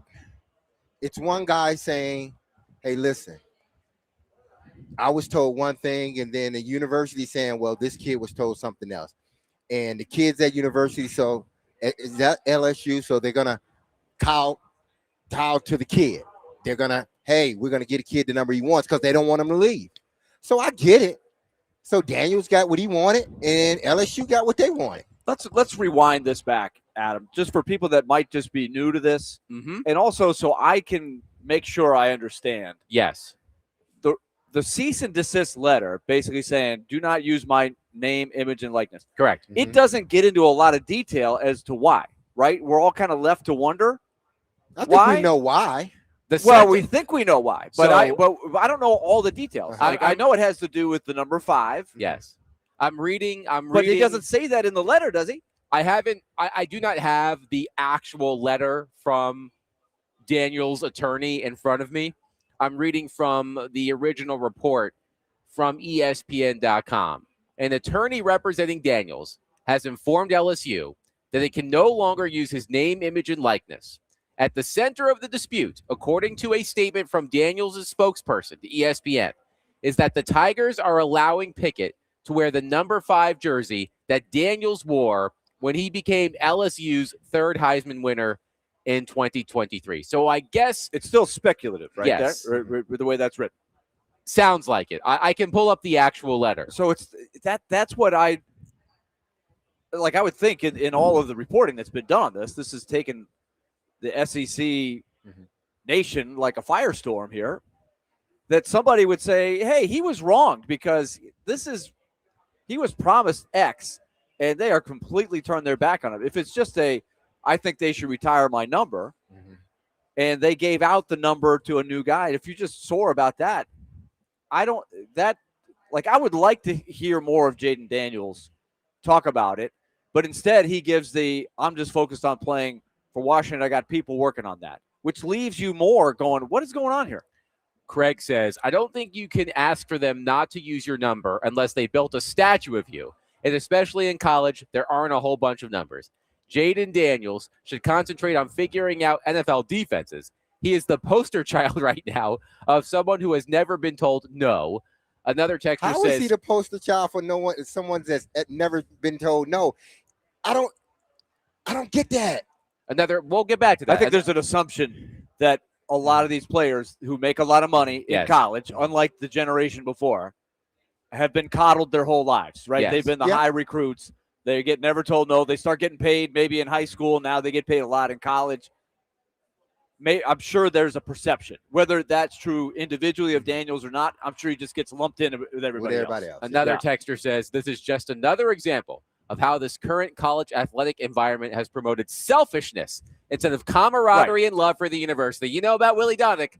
It's all about unity and friendship. But who's at fault? college. I love getting Willie. $13 in a free sweatsuit Yes, you're right. for a Willie. scholarship. But who started? Why is it this way? Do I need to tap the Tell sign? me why is Right. it this way? It's the NCAA's fault. Exactly. And Yeah. now that's what I don't get. You get mad at the millionaires and get a billionaire's passes. It's like I don't understand people. Like, goodness, we're here because the NCAA and their arrogance said no, it'll never be that way. You're getting a scholarship. You should take that and go about your business. I'm not here Wow. to make friends. I'm here to make money. Exactly. That's the NCAA slogan Absolutely. in 2027. Now it's whoa, you need to. But that's no. what I Friendship want. be damned. But that's what I want to understand. Is there something that LSU promised Jaden Daniels that they are not living up to? I don't know if Yes, it's and written. that's I what don't know nobody if knows. it's a contractual obligation or if it's Brian Kelly saying, you know what, Jaden, as long as I'm the coach here, No one will ever wear number 5 again. And now he's not the coach there anymore. So Lane Kiffin is under no obligation, theoretically, if that is indeed the case, to give the kid a number. He didn't make that promise to him. But it comes across. Again, this is the perception. Yes. I don't know the inside right. story. We don't know all the details yet. But it comes across as I don't really appreciate the fact that LSU might have had something to do with my development to win the Heisman. They put good players around me. I got well coached, and I've used that knowledge that I learned at LSU to go on to the pros, where I've gotten off to a really good start in my career. It seems to thumb your nose at all of that and just say it's all about the business and the disrespect of not giving out my number 5. I want to be in Jaden Daniels' corner, but help me understand, Jaden. You can't just come out with a statement when all this comes. Well, I'm just focused on playing for the NFL team. I got people working on. No, I need to hear what's your beef. What happened? And LSU. What are you mad at? And LSU should say, listen, you won a Heisman for us. You brought more eyes, even though everybody knows about LSU and watches that league. But you draw more eyes to us because this is our second Heisman Trophy in the last, 8 years that we've won with you and Joe Burrow. Well, it would have been 4 years, I think. 4 2 years. in 4 years, Yeah, right? you're right. 2019, so 2023. Kids now want to be Jaden Daniels. They want to win a number 5 at the quarterback position at LSU. So y'all got something out of it too. So y'all should, I think LSU should, in a sense, I think his whole thing is that, and I know what people are going to say. Well, Joe Burrow won a championship. Jaden Daniels could have won that same championship with that team. We don't know that. No, yeah, we do. He had 2 receivers and a running back that were all Americans. Yeah, but so did Well, Daniels. the third receiver was damn good. The tight end was damn Daniels good. had no defense. Daniels right? had no, and his offense went nowhere near. He had Malik Neighbors. He had Jefferson. Ryan Thomas Jr. Ryan Thomas. No, Jefferson. Right, Jefferson That's and it. Chase. That's it. I just say Jefferson. Jefferson is better than all of them. Burrow had Jefferson and Chase. And he had, with the third guy people forget about, he had over 1,100 yards too. I forget his name. He was Terrence with Marshall. Tampa. Yeah, Terrence Marshall. He was another third Right. there. And then they had a tight end. They had And then they had Zalairs in the backfield. That- Come on. That's one of the greatest teams of all time. Exactly. So But this Daniels could have won This with is that just team. the luck of the draw. But you At know some what? point, Winning the national championship undefeated Yes. is a little bit different than winning the ReliaQuest Bowl, okay? Which is what Jaden Daniels Was there, but he won the Heisman for your university. Yes, he did. He did. which is great. But there's been Exactly. a lot of – so this is, again, And it this was is your a new fault you era. didn't put a team around him One- that he can win the national One texter championship. says people But that's dogging life. on It doesn't always work out. one texter says people dogging on Daniels are old heads losing sight. Why would you not ask your Heisman winner if someone else could wear his number? Exactly. I feel Just there's a ask level him. of respect needed. That is Absolutely. not – but no, where does it say that you have to ask permission? He won to the a Heisman, Willie. Yes, but that doesn't mean if you're being honored, you're being honored. It is Willie. up to your institution to honor you. Willie. You don't go to the institution. Willie. Here's how I would like you Willie, to you honor was number me. 24, right? No. No, what, the 12 or 24? Which one? For which The sport? basketball. Oh, basketball. Which 21. sport? 21. Okay. You were 21. If you won the Naismith, best basketball player, which I thought you were, Willie, even though I didn't watch, I still think you're the best basketball player out there. I'm biased, Willie. Thank you. I'm Thank biased. Per 40 Right. minutes. Let people believe that. Per 40 Per 40 minutes. minutes, yes. You are the best. His Willie. rate stats were great. But had you won the Naismith Award, best player in the country, won that award, and 2 years later, they didn't even talk to you, and they just gave your number away, wouldn't you say, y'all could at least have the conversation with me, man? Come on, that's disrespectful. I would keep it private, but Okay, I might be a little disappointed. Okay, I agree But with I would, that. agree with that. it's up to the institution to say, here's how we want to honor you. Like, for example, what if they went to Jaden Daniels and said, we're going to put a statue out for you. But hey, Jaden, as far as your number, everybody wants to wear the single-digit numbers every year. We want recruits. Recruits want number 5. Is it okay? I think have a discussion is good. Yeah. But what if you don't like that? Oh, he Okay, would well- have a statue, but then I would say just put he and Joe Burrow statue out there because you have 2 Heisman Trophy Right. winners. Eventually, Yeah. they haven't been gone for that long. Like Shador Sanders got his jersey retired. Okay, now this conversation connections. has officially So it's not what you do, it's who Jumped you know. the shark. If we're comparing Shador Sanders That to was a whole Joe nother Burrow thing. and Jaden Yeah. Daniels, all right, we've got it. I'm sorry, Shador. I'm sorry. We- I didn't mean to throw Now you in was there. jump the sharks. Jump They the did shark. retire his number. They did. 615-737-1037. 1025 quickly. One texter says, "Oh, come on. He didn't even get LSU to the playoffs. Such a baby. They need to honor him for winning the Heisman, but didn't nearly do enough to earn having his number retired." 615-737-1025. We will get back into the Tennessee Titans coming up next. Turron Davenport is live in Santa Clara, California. He will join us to help us preview the Titans preseason opener against the Niners coming up next. 615-737-1025. Willy Dunnick, Derek Mason, Adam Vingan, 1025 The Game.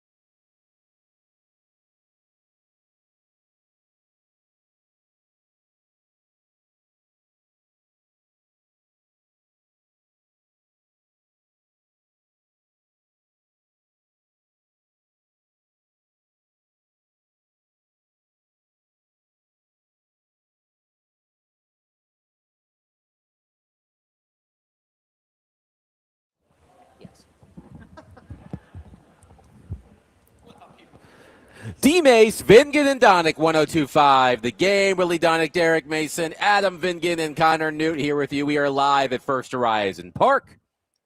Sounds in action tonight.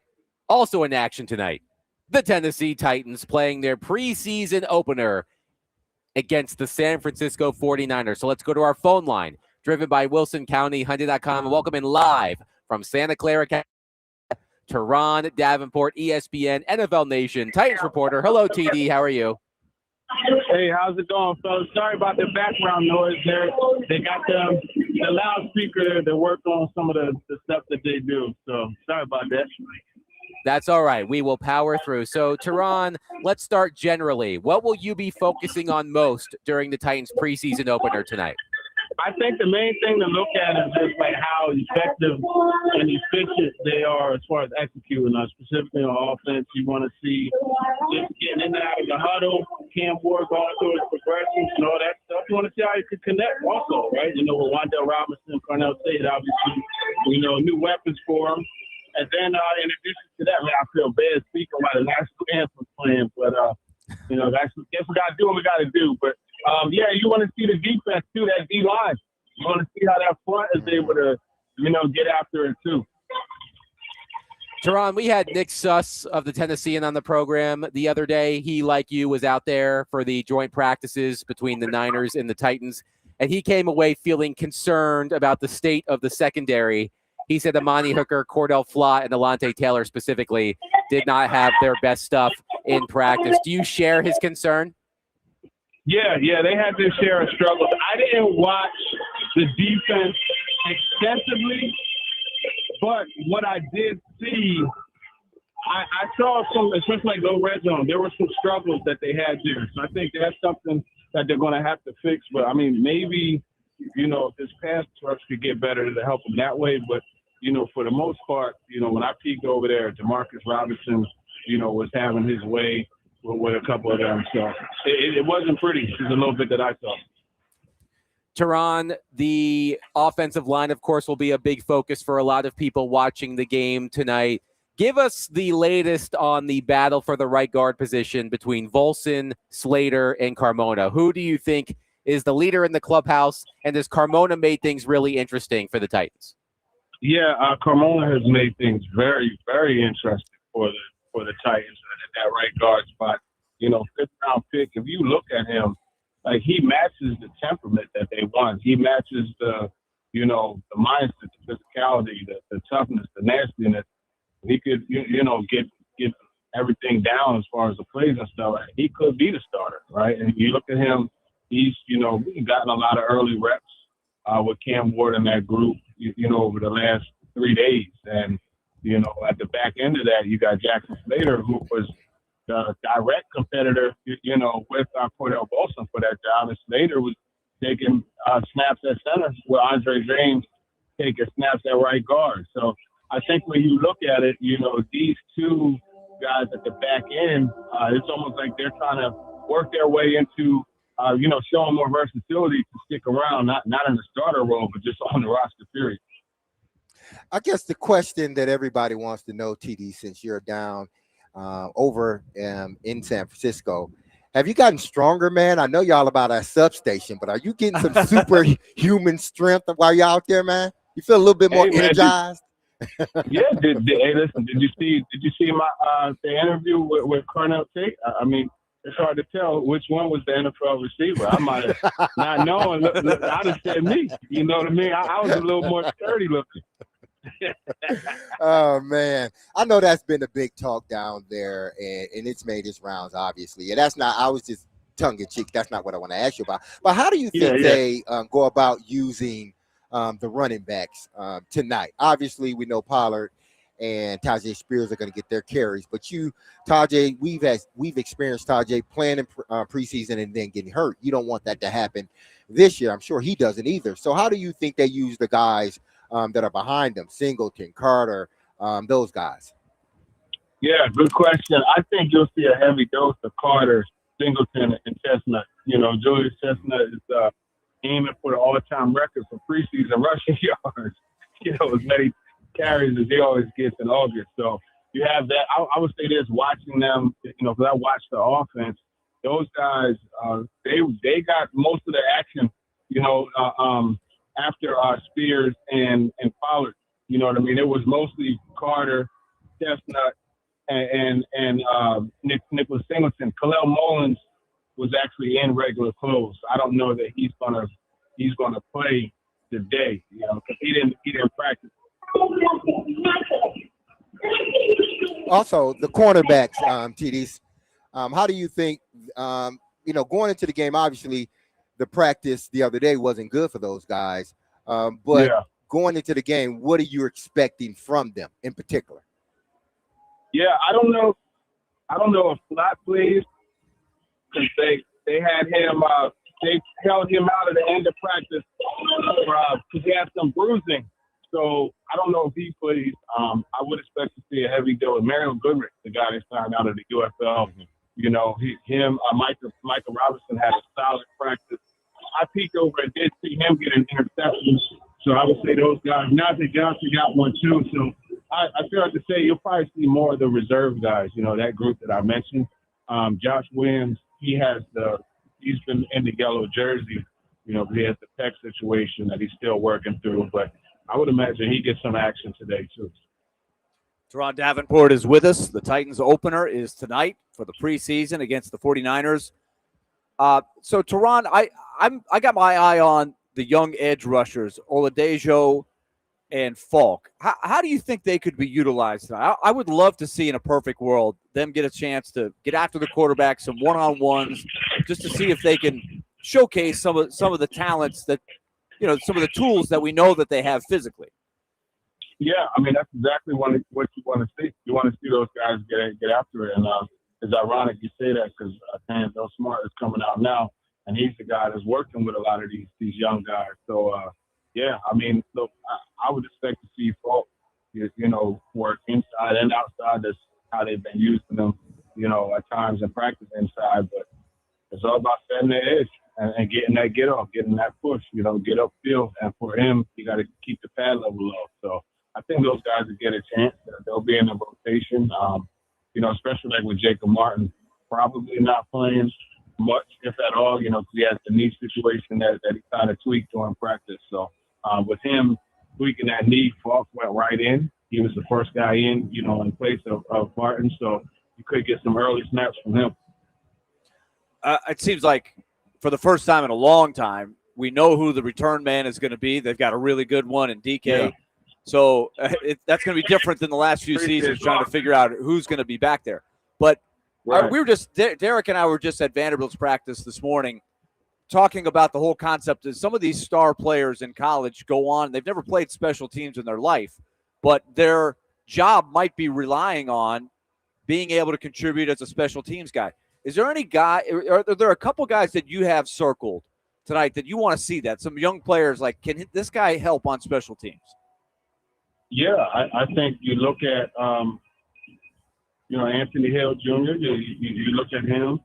Obviously, he's going to be competing for the starting spot at linebacker, but he's one of them. I think even, let's see, a guy from a big school, or guys, period. That's you kind of caught me out of the blue. It's a tough question. Are you hoping maybe that a couple of guys flash if you're the Titans coaching staff to say, hey, okay, I can see this guy playing there? Because I'm sure they've got some guys that they know are going to be pieces to their return units or coverage units. Yeah, I mean, look, you got some of the returners. I know the return position is set, but, I mean, like your Hank Beatty, he's the guy. You look at the linebacker, Sean Brown. The linebacker, he's someone. I mean, those are a couple names that I could think of. Do you have any sense of how much Levis will play tonight in particular? Because we've been debating, should they showcase him? Is this the best way to try to drive up his trade value in the game? As superficial as it might be, because it's what it is. It's a preseason game. No, I mean, it's a preseason game for this film that you get on tape. So any film, no matter where it is, who it's against. You want to get it on tape because that's the opportunity for being evaluated. So I think you're going to see a lot of Levis. I mean, it's pretty clear he's not going to be around. You know what I mean? So they're going to showcase him, and I think it's one of those deals where it's like you put as much of him on tape as possible or showcase him as much as possible. You want to hope a team, you know, that is low in the waiver wire that knows that another team will probably get them before them. You want to get them, you know, to offer a late pick so that way they could jump them and you know, kind of finesse the waiver wire system. Yeah, and so I guess the next question, and this is what I'll be curious, if they do that, right? If they play him a lot, Right. do they try to take some measures to help him look good? Do they play him with a few of the starters or the ones and twos as opposed to the end of the game with, you know, the third and fourth stringers who are probably not going to make the team? Yeah, that's always a possibility. But then at the same time, they got to get Trubisky his snaps too. So I mean, Trubisky's the backup. Let's just call a spade. But you know, I could see them maybe getting him a series or two a little bit earlier. But I think for the most part, you know, rather than try to manufacture it, just put him in situations. You know, let him play against those guys.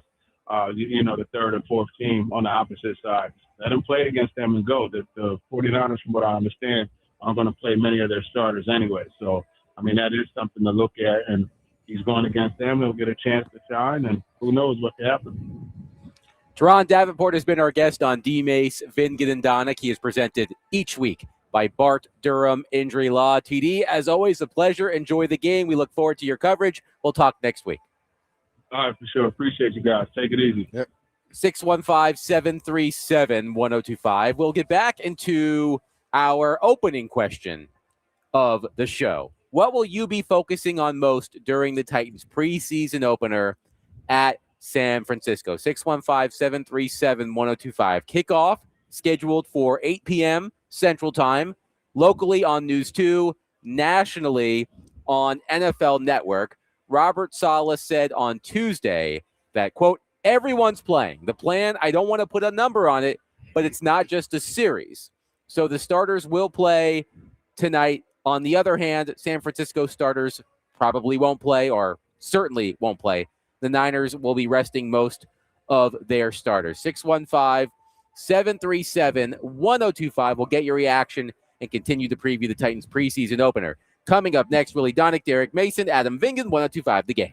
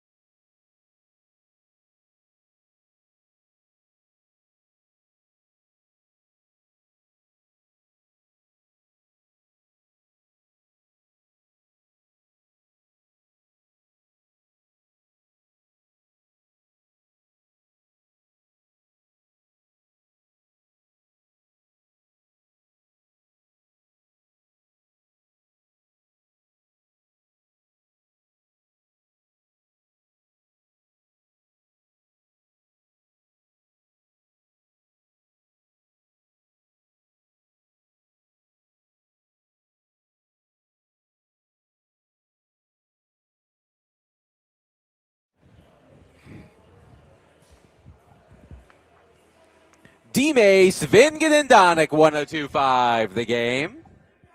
Getting you set for lots of things. Getting you set for the Titans preseason opener against the Niners. Getting you set for the My Chemical Romance concert tonight at Nissan Stadium. If you're going, let me know. 615-737-1025. I wish I could, but I can't. Can't make it. 2 kids. By the way, I just noticed that Derek Mason is wearing sweatpants in 100-plus degree weather. And apparently, at some point, you age out of wearing shorts. Yeah, is this true? I think me personally. Willie has it. I'm with Willie. I love shorts. But it's not. I don't hate shorts because I do still wear them from time to time. But I've just gotten to a point at my age, and I'm only 52. I would rather wear one. I don't like clothes really touching my skin. And then 2, I just feel these are more comfortable than shorts to me. Because after a while, shorts, they get all crunched up when you're sitting down. Yes. They raise up, and then you got to stand up and pull them down. I mean, I don't want to be doing that all day. The problem you run into in the summer, if you're traveling, especially by plane, wearing shorts, men wearing shorts on the plane, it's touch and go. As Larry David would say, it's grotesque. You shouldn't wear shorts on the plane. For men to wear shorts on the plane. Well, flip-flop, okay, don't get me started on flip-flops. Don't get me started on shorts and flip-flops. I think that's over the line. Yes, that's just you shouldn't be allowed on the plane. Shorts. A lot of people wear shorts on the plane. Nah, a lot of people. If it's in the summer, I don't have a problem. I mean, but don't come with the open toe and the sleeveless shirt with the shorts. This is too much. That's too much. I mean, that's too much. I have a lot of crusades. I have my anti-summer crusade. This is the crusade that's gone back a long time. Men out there, if you fall into this category, I'm sorry to offend you. Don't take this the wrong way. Which, by the way, if anyone ever says don't take this the wrong way, you're probably going to take it the wrong way. Men should never wear open-toe shoes in public unless you're participating in a water activity. You're going to and from the pool. You're going to and from the beach. Otherwise, wear sneakers. I'm with you, Willie. I'm with you, Adam. I'm down. I'm with you. I'm with you now, this might Willie. be your greatest take ever. Congratulations. Join my crusade. I'm on that bus. No okay? flip-flops for men. Don't do it. Especially on airplanes.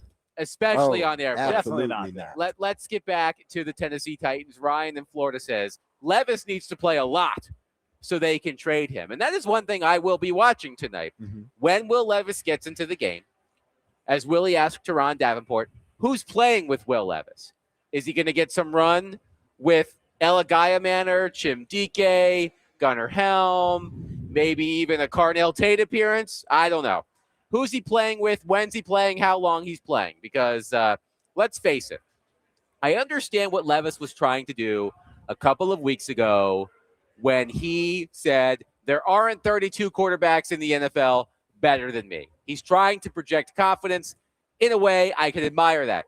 Also, you got to back it up, and everything we've seen and heard or read in practice since then, it's not been good. So part of me wonders if at one point Mike Borgonzi pulls Robert Saleh aside and says, hey, Bob, do you think Mike Borgonzi calls him Bob?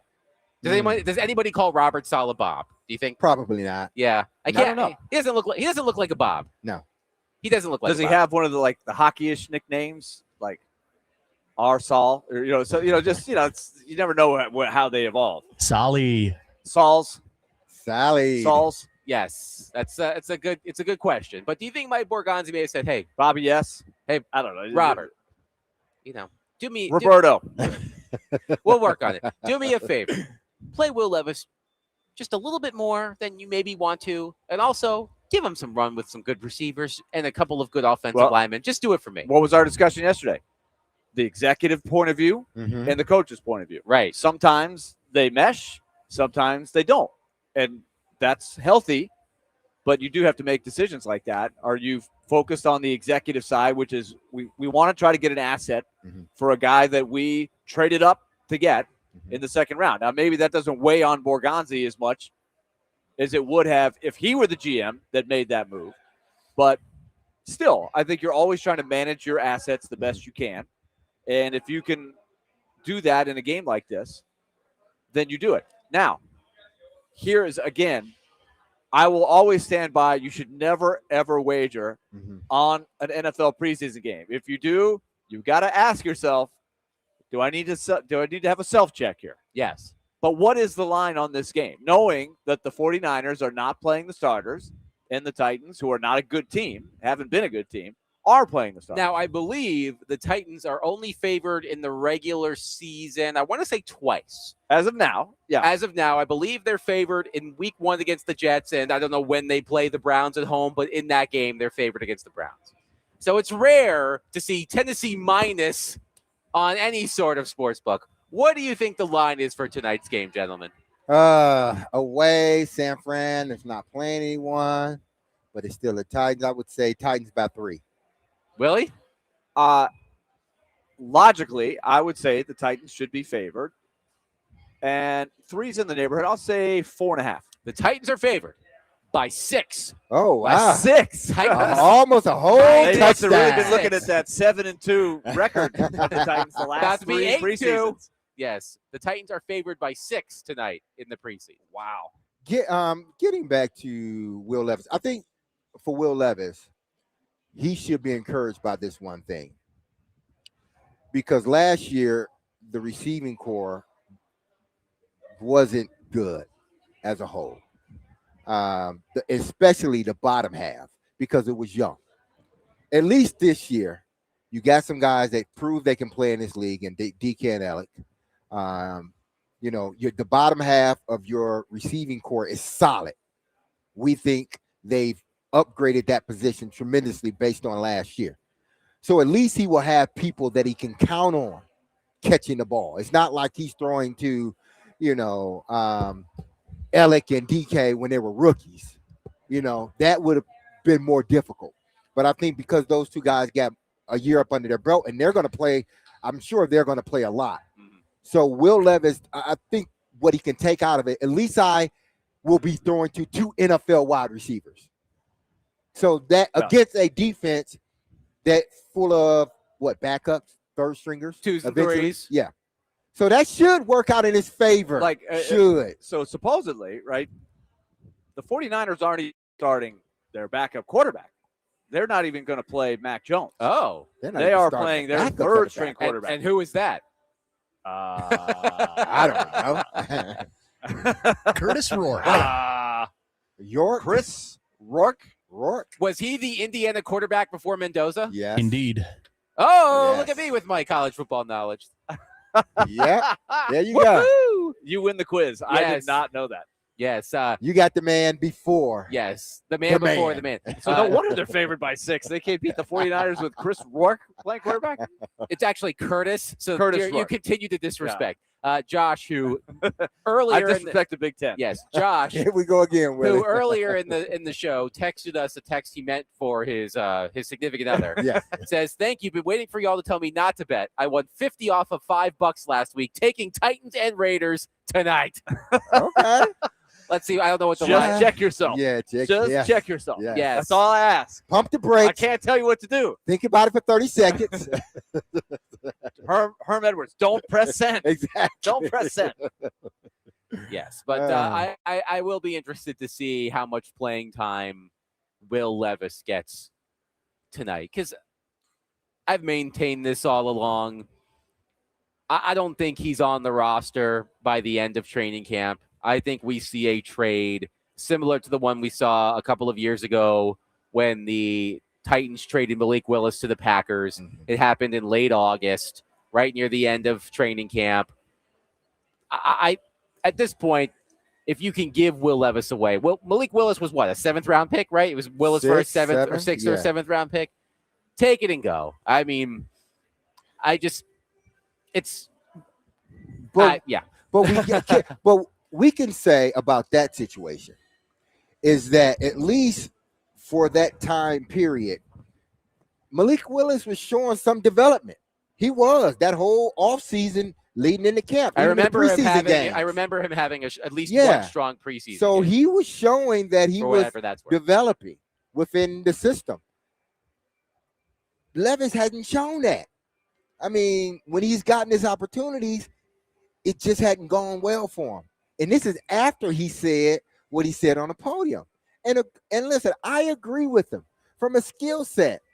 I don't think there's 32 starting quarterbacks with his skill set, like his tools.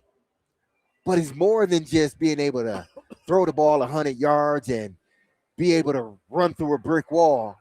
You got to be able to process the game in a way, in a manner that's consistent enough for you to win it. And Will hasn't done that.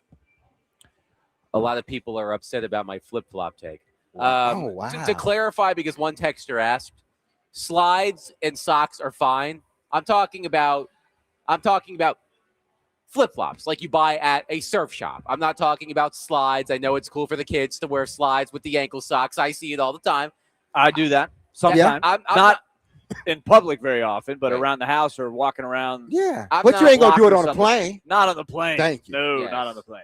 Joey wants to know if it's okay to wear flip-flops while walking your dog. I think Yes, it's okay yes. if you're in public, but it's I a do pri- that. It's So a No. private. It's a private activity. No, I caution you You want to on step in walking anything. your dog Oh. in flip flops. What if the dog takes off? You're Uh, What right. if it, bam? I've thought about that. Exactly. I have risked that. Absolutely. And one false step in the Bam. slide, you Exactly. could go down. Now And if like a car's coming for like you got to Thank you. accelerate, it could go flying. that It could all go wrong. I hadn't thought of that. I thought you were talking about the dog peeing or pooping on Oh your no. foot. Yeah. Anyway, Hopefully That's you a can you and avoid your that. dog Yes. problem. Yeah. Ryan We have a brings- better formation. Yes. Exactly. Ryan brings up a player I'm surprised we haven't mentioned once on today's program. Levis to Restrepo touchdown. I hope it does happen for Xavier both of them. Restrepo, I'm telling you, I think I made this prediction last year before the first preseason game that Xavier Restrepo is going to have a huge game and all of the strep throaters out there are going to go nuts. Look, Derek, you're the resident wide receiver. I'll defer to you on this one. I know fans love Xavier Restrepo. It's a great story with him and Cam Ward in Miami. I know he was a productive college player. But to paraphrase Gretchen Wieners, no, it's not actually Gretchen Wieners. It was Regina George from Mean Girls to Gretchen Wieners. Stop trying to make strep happen. It's not going to happen. Okay, he's a practice squad player. All right. Okay, this is what I will say about Restrepo. I think Restrepo is a good player. I think he can play in the NFL. But unfortunately for him, that time is not going nowhere. That 40 time is going to stick with him forever. It is. Because anytime he's been put in the game, he's done well. He has seriously, whether it was the game or practice, he has done well. He hasn't done anything to make you say, man, this kid can't play.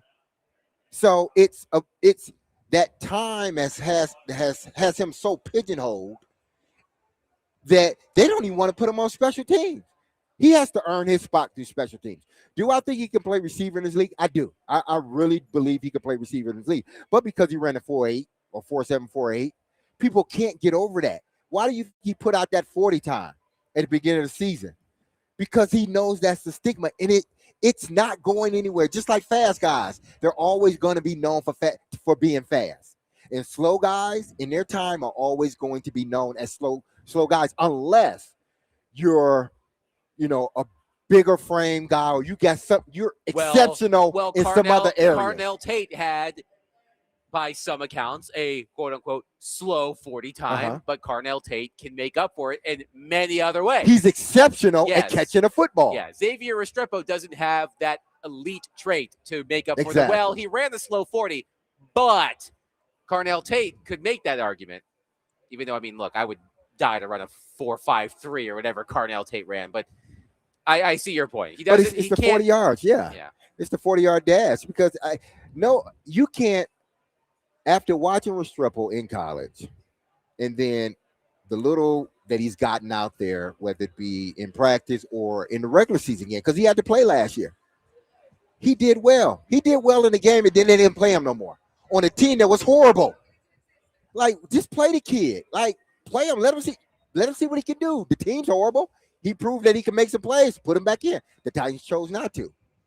I don't know why, but they chose not to. Every team has that player. The Titans have many of those players. Mason Kinsey. That kudos to him, man. He He's been around for.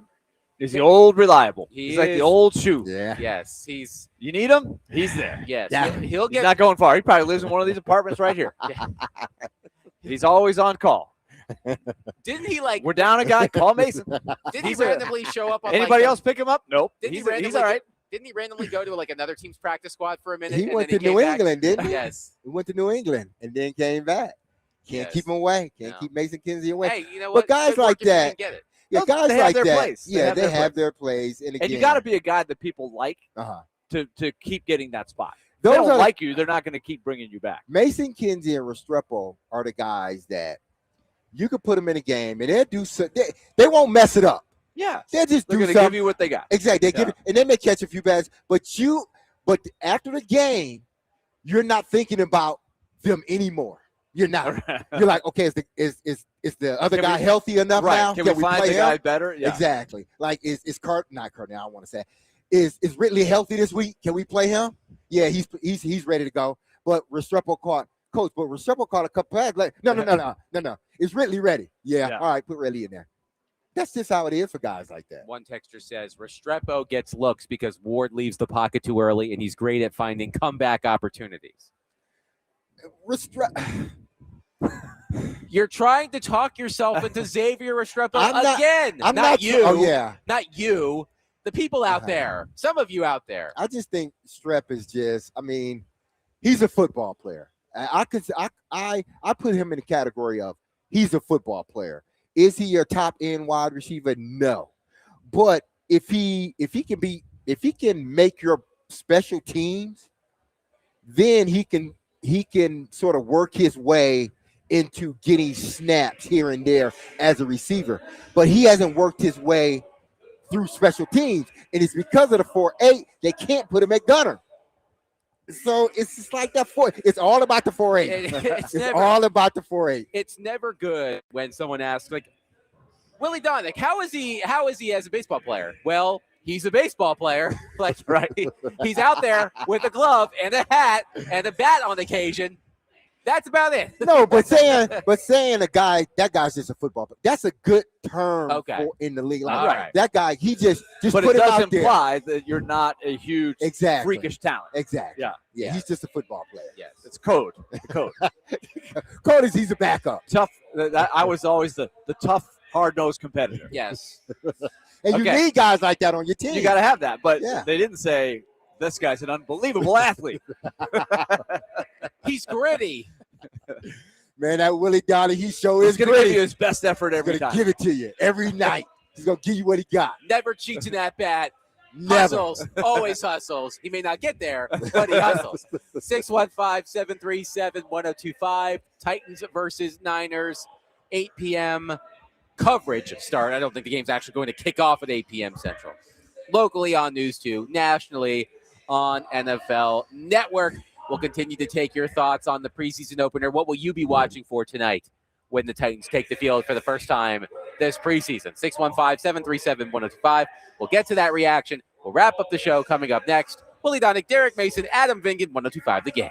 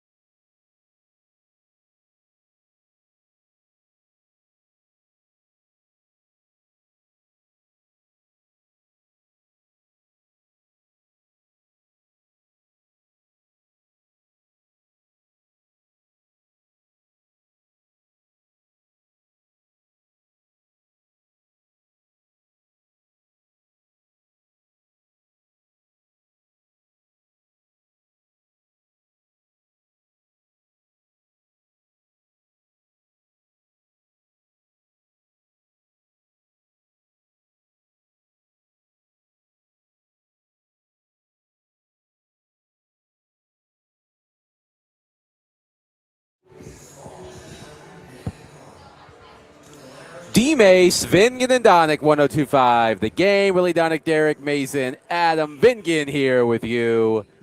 Wrapping up the show at First Horizon Park. The Nashville Sounds take on Indianapolis. First pitch is at 6:35 p.m. You can catch all of the action on 94.9 The Fan. The Tennessee Titans open the preseason tonight, 8 p.m. Central, at San Francisco. Starters expected to play more than a series. Niner starters not going to play. So we'll see some Titan starters versus some Niners backups to start the game. We've been previewing the game all show long. If you've got thoughts on it, what you're going to be watching for, let us know. 615-737-1025 or phone and text lines are driven by WilsonCountyHonda.com. Yes. Okay. Besides that, Yes. the uniforms. This is the first chance we get an opportunity to Yes. see the uniforms in good call. in its full glory. How will it look?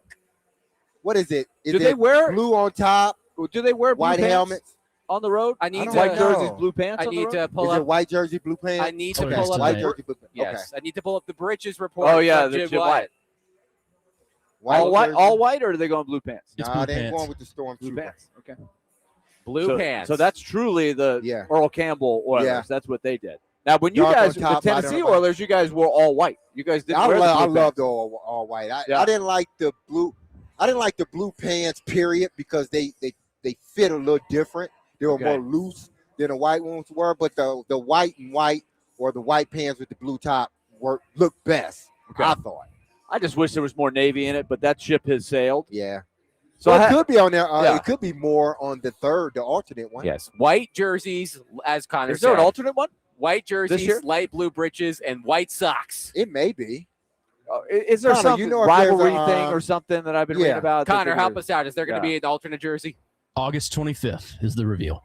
Okay. August Supposedly navy. 25th. Okay. So hopefully that Maybe that blue will is have in there. it That tight instead. blue is Yeah. in there. I'm hoping. Got to give me But something yes, like that. we will get a chance to see the new unis. jerseys. Yeah. I The hadn't even unis thought all about together. that. The Oilers. Yeah. Yes. Should we just screen Go Oilers? They're the Oilers. That's what they want. What was the That's what song? they chose. The Tennessee Oilers will run right over you. Brooks and Dunn. Yes. Or one of the either Brooks or Dunn. man. Maybe it wasn't both of them. Brooks and or Dunn. It might have been just one of them Yes. that sang it, but it was either Brooks or Dunn. I have a question.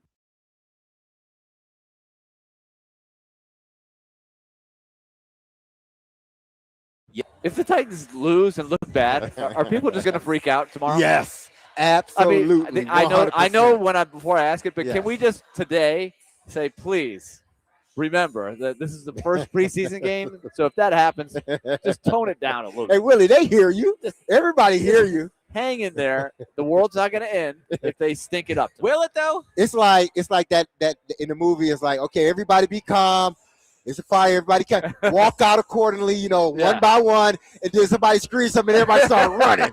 Yeah, we hear you, Right. but what actually happens is something Right, different. right. So that's what's gonna happen. That is what's going to So what you're telling me is you're expecting Titans fans who have not seen winning football in quite some time. You're expecting Titans fans to be rational about a Yes. preseason game if it doesn't go well. Always try to remain rational. That's a big See word. through. Yes. That's a big word. Try. That's a big word, Willie. It's not bell-worthy, but there's a lot of weight behind that word when it comes to having rational thoughts. I mean, hopefully Cam Ward goes like 8 of 9 for 100 yards and 2 touchdowns and calls to the game, and then we can not. Well, have to, that's the other side of the coin, is the excitement over what really isn't that significant in the big picture. Okay, what should be the if he first did play? do that, right? What should be the first play? it's going to be a handoff to Tony Pollard. Hand off to Tony Pollard. What do you think? That's it's not gonna what be? I think it should be. Okay, That's what do you think it's going be. to be? What do you think the first play is going to be? They're going to Statue of Liberty. They're going to throw it to Wandale. Could A be. little quick slant, quick hitch. Uh-huh. Wandale Robinson. I think it's going to be a quick pass. First play, Yeah. quick pass. 2. Carnell Tate. You want to get Tate in there early? Yeah, because I think they're going to be playing off coverage. I think they're going to Okay. get off. So I think it's going to be a hitch or a slant to Tate. First play of the game. A hitch or a slant to Tate. Okay. Yes. Now you say a run play. You say Wandale. I think it's going to be handoff to Tony Pollard, 2 yards up the middle, 2nd and 8. I would think you're going to want to try to get some confidence building, high percentage throws. Yeah. And continue to work with Cam in a get the ball out quick. Let's take the easy stuff. Let's get good at the easy stuff. Yeah. So that to me would be what you're trying to do. Now, I don't know if the 49ers will comply. Will they play Maybe. press coverage? I don't know. But It may work wasn't out. easy for them last year. Like No. last year, they didn't have a lot of easy stuff, Cam. Yeah. I don't think there were any of the games where we were like, "Oh, Cam, he was awesome." There No, was a we didn't couple come of out. throws that flashed. Remember, there's that one amazing pass he made to Van Jefferson, and we spent like 5 hours over 3 days talking about whether he should have caught the ball or not.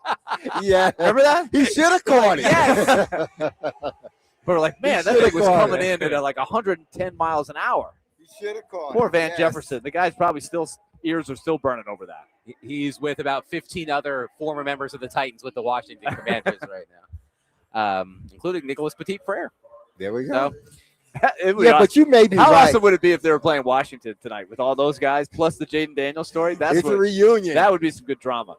well, Kyle Shanahan will be on the sideline tonight for the Yeah. 49ers after his car accident. Is he going to be like a body cast or something? Is he okay? He's in traction. They on the never sideline. really- Oh, gosh. They never really said much about that, about what happened with Well, him. he said- said it was his fault. He said said he he was had looking the for his Tesla phone. on autopilot, Yeah. was looking for his phone. Yeah. And Ooh. the rest is Yeah. history, unfortunately. Fortunately, he didn't injure anybody, right, Yes. besides himself. Yes. So, Oh, but man. he will be coaching the Niners tonight. So that's another storyline, I suppose. What if that was, because we see in movies where a guy get falls off of something and all of a sudden he changes and he becomes this brilliant person. What if now, Hit because your of head, this, yeah. Shanahan is no longer that guy Bri- and calling plays? Kyle Shanahan turns into Yes. Brian Callahan. Exactly. You think he's gonna go back and try to reenact the same thing over again to get his Oh, his man. mojo back? Who knows? I don't know. Well, that's why I always feel weird about those Waymos out there. I can't trust a robot to drive a car. Speaking of Waymo, coming here to work, Yes. we're at a four-way stop. There's a Waymo right across from me, and there's two other cars sitting there. And I had just gotten up to go up there, and the Waymo was in front of me. So the lady that was to my right that was going across the street, she's waiting. And I'm like, everybody's like, lady, you were there, go first. She looks at the Waymo and is like, she doesn't want to go because the Waymo's sitting there. So she itches, stop. The Waymo itches, stop. She itches and stop. And everybody's basically said, lady, just go. The Waymo ended up going. It took about a minute or so. Even robots get fed up waiting at four. It's like, four-way man, come stops. on. One texter says the first play will be the annexation of Puerto Rico. I forgot what that reference is. What Is that the the movie reference? I think. That's the little from the Little The Giants. Giants, yeah, the that's Little right, that's Giants. right. I was about to say the Sandlot, but that's a different sport. Come on, don't get it The mixed Sandlot up. was on last night. That's always It's a classic. it's a great movie. Sandlot and Little Giants are classics, both of them. Yes. Definitely one of those. If I see it on television, I have to stop and watch it. Got to watch a little couple scenes. bit. Yeah. Another movie like that Scott for me. Smalls. In the Sandlot. To me, there are two actors who fall into that category for me. Like they are the kings of the. You have to stop and watch a little bit of it if you see it on TV. Adam Sandler and Vince Vaughn. Okay. Yes. Wedding Crashers, Big Daddy, Happy Gilmore, Billy Madison. Huh. I was like, I gotta stop and watch this. You know what I did? Here's a movie that's a bad movie, but I did it the other day Because of the actors in it? because of Vince Vaughn. Couples Retreat. You didn't like Couples Retreat? No, it's a oh, I terrible love movie. Couples Retreat. It was terrible funny, man. movie. It was funny. Come So on. I'm like, I'll watch it. What's that? Vince Vaughn and Jennifer Aniston, right? No, it's No, Vince, not it's Vince Vaughn, Jason Bateman, John Favreau, Faison Love, who I think got in Yeah, though, trouble who was his recently. wife, though? Who was Vince Vaughn's wife? Malin Ackerman, Kristen Bell, and the woman who played Charlotte in Sex and the City, whose name I can't remember. That was his wife, right? Malin Ackerman Yeah. was Vince Vaughn's Okay. wife. But I thought that was a good movie, man. It was funny to me. Yeah. God, Yeah. man. I'll be honest. I have not seen You that haven't one. seen it? Go No. see it, man. It's a pretty Okay. good movie. It's funny. mean, I thought it was funny. I've seen little seeds. Don't go clips out of of it. your way. Okay. It's to not watch an it. Academy Award-winning film. Yes. I also have appreciation for that. Sometimes you stumble upon a movie Uh-huh. and you're like, okay, I'll watch it. I've been hearing about this is old. sometimes the expectation's low, and you're like, oh, that was pretty good. Pretty good move. I saw Adam one. didn't think that about Couples Retreat. No, it's a terrible movie. Here's one that just with the actor, like this was I'd never even heard of it really. You ever seen The Equalizer with Denzel Yes. Washington? Oh, that was great, Willie. I didn't You know didn't- much about it. I stumbled upon it. Denzel was just being his bad, self, and they had the great villain on the other side. I was in the right mindset. I was like, oh, I'm in. Let's see how the good guy. This is the good guy and the bad guy. The good guy's gonna win. Denzel's the good guy. I just want to watch how Denzel does it, and he did. It's a simple movie. Yeah. See, I loved it. Equalizer. It was good. See? Okay. Simple Have you seen premise. Equalizer? It wasn't like you didn't have to do a lot of thinking. Like, ooh, wait, is there going to be a twist? This guy really? He's not. This was just straight up. No, this guy's bad, He's and good. Denzel's going to have to go beat all these guys up, get all these people, and the good guys are going to win. That's it. Training Day is another one of those movies for me that if I see it, Oh, you got to watch stop it. on that. Yes. Yes. You got to stop on One Training texter Day. says, I don't think Cam Ward should start tonight's game due to the risk of a freak injury. Cam Ward's got to get reps. Yes. He's got to get reps because you know what happens? Here's what happens. If Cam Ward is placed in bubble wrap during the preseason and he has a bad game against the New York Jets in week 1, you're going to call 3 p.m. the next day and go, why didn't Cam Ward play during the preseason? Yeah. He's got to play a little He bit. has to. As much as you are crossing your fingers that he doesn't get hurt, he got to play. Gator Tim says Adam is banned from movie reviews. Couples Retreat is a great. Thank you. Thank you. Somebody agrees. Okay, with hold me. on. We're going. Yes. We're going to Rotten Tomatoes. Oh, no, this Okay. ain't about Rotten Tomatoes. Rotten I Tomatoes. think it's a good reference. We're going to Rotten Rotten. Potatoes ain't no good reference. Not Rotten Rotten- Tomatoes. Not Rotten. Potatoes. Not Rotten Potatoes. It's a different Rotten- website. Rotten It means Tomatoes something is different. good. That means something different. Okay, the tomato meter, 10%. 10%? The Couples Retreat? The popcorn meter, 40%. Hey, listen. The Rotten Tomatoes, they should be the Rotten Potatoes because they don't know what they're talking about. Okay. Okay, here's the critics' consensus on That Couples Retreat. is bad. Despite a talented cast and some reliably pleasant interplay between Jon Favreau and Vince Vaughn, Couples Retreat leaves viewers stranded in an arid, mirthless comedy. Mirthless. Where's the bell? Aaron Dang. and Mirthless. That's a double whammy. Another of it. texter says, Adam is high. Couples Retreat was funny. Thank you. You guys have Thank terrible you. taste in movies. Rotten was Tomatoes funny. would beg to differ. 10%. Because Rotten Tomatoes is I don't know if they're I've the ever cousins of seen Rotten it. Potatoes. I don't know if I've ever seen one that low, honestly. 10%. Oh, that's bad. Woo. Oh, man. I'm sure the Wild Wild West had to be that low. With Will Smith in it. He and Was that, it wasn't, oh, God, it wasn't Tommy Lee Jones. That was no, Men it in wasn't Black. Tommy Lee Jones. It was, oh man, gosh. Who was in Wild Wild West? All right, hold on. This is going to bother me. Kevin Kline. Yeah, Kevin. Let's That movie let's was get a Rotten horrible. Tomato on that. It was Just horrible. as a reference point for DMase. Yes. What is it? What's the Rotten Tomatoes on Wild Wild West? Okay. That was a Wild horrible Wild movie. West, Rotten Tomatoes. Let's see. 16% tomato Oh. meter. See, they don't know what they're talking about. That was a 10%er. That Okay. was a 10%er. Oh, man. Connor, what's coming up The- on the 6th while Willie does some research? Okay, I have one final thing. Right? First, Connor, say what's going on the 6th. I mean, I can't stop laughing about rotten Yeah. potatoes. So Right. let's see if I can get this out. It's basically the Titans pregame preview show. Going to talk All a lot right. about the pregame matchup Who's your tonight. guest tonight? Parker Kelly, not the real All right. PK. Not the real PK. All right, Willie, you got something for us before we go? I just asked my Google to say, is there a lowest Rotten Tomato? There are dozens of films that have a 0% Wow. Rotten Tomato. What do it name one of them? Does it name? Honestly, I haven't heard of these, some of probably these. with good reason. Here's a couple of them. Ballistic, X Ah. versus Sever, 2002. Oh. Antonio Banderas and Lucy Liu. One Missed Call, 2008. A supernatural horror remake. Never I heard think that I one. saw that one. Left Behind, 2014. Nicolas Cage. Huh. 1,000 Yeah. Words, 2012. Eddie Murphy in a 0%. Yeah, it Eddie was Murphy's bad. made some man. terrible movies. He's Oh, made some bad. terrible movies. And then Bucky Larson, Born to Be a Star, 2011. Nick Swardson. Good grief. Oh, man. Never heard of that one. All right. Well, if you need something to do before the Titans game, listen to the 6 with Connor Newton and Parker Kelly coming up next. then log on to Rotten Potatoes, and then watch the Titans preseason game against the San Francisco 49ers. Kickoff at 8 p.m. Central, all local coverage, courtesy of our friends at News 2. We will be back tomorrow at 3 o'clock to break it all down. Have a wonderful rest of your evening. We'll talk to you tomorrow. Be love on your people. Have a safe, blessed, and wonderful day. I love you. The team loves you. You hear that music? Don't forget about us, because we will not forget about you. We're back on these airways tomorrow, starting at 3 p.m., discussing tonight's game, the Tennessee Titans and the San Francisco 49ers. And as I always say, we're going to be talking, and You go be listening. peace, and the 6 is up next. All right, Connor.